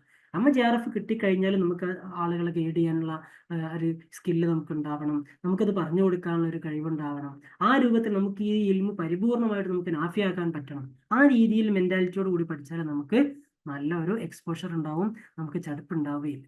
എത്ര സമയം ഇരുന്ന് പഠിച്ചാലും ചടുപ്പുണ്ടാവില്ല. ഞാൻ കുട്ടിയോട് തന്നെ പറയാറുണ്ട്, ഞാൻ എൻ്റെത് പറയില്ല, ഇപ്പം എൻ്റെ ഒരു എക്സ്പീരിയൻസ് ആണ് നിങ്ങളോട് ഷെയർ ചെയ്യാൻ പറ്റുക. ഉമ്മാത്തുൽ ചെയ്യാത്തൊക്കെ പലതവണ വായിച്ചിട്ടുണ്ട് പ്രിപ്പറേഷൻ്റെ സമയത്ത്. അതിന് ശേഷം പിന്നെ വായിച്ചിട്ടുണ്ടാവും. ഫാഹൂരിയും രണ്ടോ അതിലധികം തവണ വായിച്ചിട്ടുണ്ടാവും. എല്ലാ ഉമ്മാത്തുൽ ഞാൻ വായിച്ചിട്ടുണ്ട്. ഷൗക്കി 10 വാള്യുണ്ട്. ആ 10 വാള്യം സിലബസിൽ വരുന്ന ഏതോ ഒരു ഭാഗം അങ്ങനത്തെ ചെറിയ ഭാഗം മിസ്സായിനെങ്കിലുള്ളൂ, എനിക്ക് ഉറപ്പില്ല മിസ്സായിരുന്നു, അങ്ങനെ എന്തെങ്കിലും ഉള്ളൂ. അല്ലെങ്കിൽ ഉമ്മാത്തുൽ പൂർണ്ണമായിട്ടും എല്ലാ കിതാബുകളിലൂടെയും പോകാനുള്ള അവസരം നമുക്ക് കിട്ടിയിട്ടുണ്ട്. അത് നമ്മൾക്ക് പഠനത്തോടുള്ള നമ്മൾ അത്രയും സീരിയസ് ആയിട്ട് എക്സാമിനെ എടുക്കുന്നു, പഠനത്തെ എടുക്കുന്നു എന്നുള്ളത് കൊണ്ടാണ്. അപ്പം അങ്ങനെ നിങ്ങൾക്ക് അതിന് സമയമുണ്ടെങ്കിൽ അത് സിമ്പിളായിട്ട് നടക്കും. അതൊരു വലിയൊരു ഹെർക്കുലിയൻ ടാസ്ക് ഒന്നുമല്ല എന്നുള്ളതാണ് ഞാൻ പറഞ്ഞതിന്റെ വലഹാസ്യം. ഓക്കെ, ഇനി എന്തെങ്കിലും പറയാണ്ടെങ്കിൽ പറയാം, നോ പ്രോബ്ലം. ട്രാഫിയൊക്കെ ക്ലിയർ ആണോ? ചോദിച്ചതൊന്നും ആൻസർ കുറന്നായി പോയോ? ഇല്ല സർ, ക്ലിയർ ആണ്. അപ്പൊ ഇല്ലേ സർ, ഒരു സംഭവം കൂടി ചോദിച്ചോട്ടെ. അപ്പൊ നമ്മളിപ്പോ ഫസ്റ്റ് ഇങ്ങനെ ഉമ്രുൽ ഖൈസ് ഒരു പുസ്തകം നോക്കി അത് റെഫർ ചെയ്ത് അത് എഴുതി. അപ്പൊ പിന്നെ അടുത്തത് പിന്നെ നമ്മള് പോയിന്റ് ആയിട്ട് എന്തായിരുന്നത്, ഈ അടുത്ത പുസ്തകം നോക്കിയിട്ടുള്ളതാണോ ഇത് നോട്ട് പ്രിപ്പയർ ഞാനങ്ങനെ ചെയ്യുമ്പോൾ? ചെയ്തിട്ടുള്ളത്. എന്റെ ഞാനങ്ങനെ ചെയ്യുമ്പോൾ ഇമ്രുൽ ഖൈസിനെ കുറിച്ച് വായിക്കുമ്പോൾ എല്ലാ കാര്യങ്ങളും ഒറ്റയടിക്ക് തന്നെ കിട്ടണല്ലോ. ഇമ്രുൽ ഖൈസിന്റെ ഫാഹൂരി എഴുതി, ഫാഹൂരിന്ന് പിന്നെ അടുത്ത് വരുന്ന സുഹൈറിനെ എഴുതി, പിന്നെ ജുർജി എഴുതുമ്പോൾ അവിടെ ഇമ്രുൽ ഖൈസ്. അപ്പോൾ ഇമ്രുൽ ഖൈസിനെ കിട്ടി, സുഹൈറിനെ കിട്ടി, പിന്നെ ഇമ്രുൽ ഖൈസിനെ കിട്ടി. അപ്പോൾ നമുക്കൊരു വിവരം യോജിപ്പിക്കുന്ന ഒരു പ്രശ്നം വരും. മാത്രമല്ല നമുക്ക് ചിലപ്പോൾ ചില മാത്രം ആവർത്തനങ്ങളുണ്ട്. നമുക്കതൊരു തവണ എഴുതിയാൽ മതി. നിങ്ങൾ വേറെ ആക്കുന്ന സമയത്ത് നിങ്ങൾ അവിടെയൊക്കെ എന്ത് ചെയ്തേണ്ടി വരും, ഇവിടെ എഴുതി അതേ സംഗതികൾ വീണ്ടും അവിടെ എഴുതേണ്ടി വരും. അപ്പൊ റിപ്പീറ്റേഷൻ വരും. അപ്പൊ റിപ്പീറ്റേഷൻ ഒഴിവാക്കാൻ നമ്മളെ ചെയ്യാത്തുന്ന സമയത്ത് എന്ത് ചെയ്തു, അദ്ദേഹത്തിന് ഒരു പോയിന്റ് എഴുതി. ഇനി ഫാഹൂരിലും സെയിം പോയിന്റ് ഉണ്ടാവാം, പക്ഷെ അത് എഴുതേണ്ട ആവശ്യമില്ല. അപ്പൊ ഇമ്രുൽ ഖൈസ് എഴുതുന്നു, അയാൾ ജനിച്ചേയും മരിച്ചേയും വർഷം മുകളിൽ എഴുതും. അപ്പൊ ഫാഹൂരിൽ ചിലപ്പോൾ വ്യത്യാസമുണ്ട്. അപ്പൊ പുറത്ത് ആ വർഷം കൊടുക്കും. ഫാഹൂരി വായിക്കുമ്പോൾ മരണത്തിലേക്കും ആ ഡേറ്റ് എഴുതിയിട്ട് ചെറുതായിട്ട് ഫാഹൂരി എഴുതും. ചില ഉമ്മഹാത്തുൽ കുത്തുബിലൊക്കെ നോക്കിയാൽ മരണത്തിന്റെ ഡേറ്റിൽ പല അഭിപ്രായങ്ങളുണ്ടാവും. അപ്പോൾ പിന്നെ ഹന്ന ഫാഹൂരിയിലാണ് മരണത്തിന്റെ പരമാവധി ഡേറ്റ് ഒക്കെ കറക്റ്റ് കൊടുക്കാറുള്ളത്. അതിലുള്ളതായിരിക്കും ചിലപ്പോൾ ഫറൂഖിൽ ഉണ്ടാവാം, ചെറിയ വ്യത്യാസങ്ങൾ ഉണ്ടാവാം. അപ്പൊ നമ്മൾ അവിടെ എന്ത് ചെയ്യും, ഫറൂഖ് വായിക്കുമ്പോൾ ഒന്നെങ്കിൽ ഫറൂഖ് എന്നുള്ളതിന്റെ നേരോ അല്ലെങ്കിൽ മുകളിൽ അവരുടെ വർഷം എഴുതിയതിന്റെ നേരോ ഫറൂഖ് 108 ഉദാഹരണം വരെ മരിച്ച സമയം അങ്ങനെ കൂടി മെൻഷൻ ചെയ്യും. അപ്പോൾ ഒറ്റ സമയത്ത് തന്നെ ആകുമ്പോൾ ഒരു സുഖം ആവർത്തനം ഒഴിവാക്കാൻ പറ്റും. അയാളുടെ കുറിച്ചുള്ള കംപ്ലീറ്റ് ഡീറ്റെയിൽ ആ ഒറ്റ സ്ഥലത്ത് തന്നെ നമുക്ക് കൺസീവ് ചെയ്യാൻ പറ്റും എന്നുള്ളത്. ഓക്കെ ആണോ? ഓക്കെ ആണ് സർ, താങ്ക് യു, ജസാക്കല്ലാഹ്.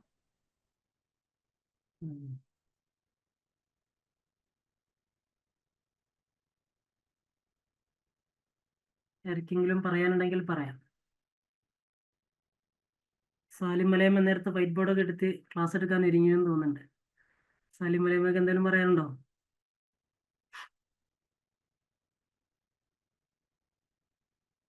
മലയം നമ്മുടെ അടുത്ത നാട് കൂടിയാണ്.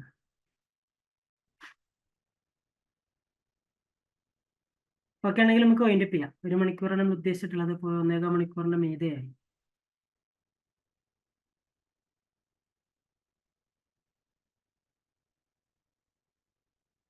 അവസാനിപ്പിക്കാം അല്ലേ? ഇൻഷാല്ലാഹ്. ആഖിറു ദഅവാനാ അൽഹംദുലില്ലാഹി റബ്ബിൽ ആലമീൻ. അസ്സലാമു അലൈക്കും വറഹ്മത്തുള്ളാഹി വബറകാതുഹു.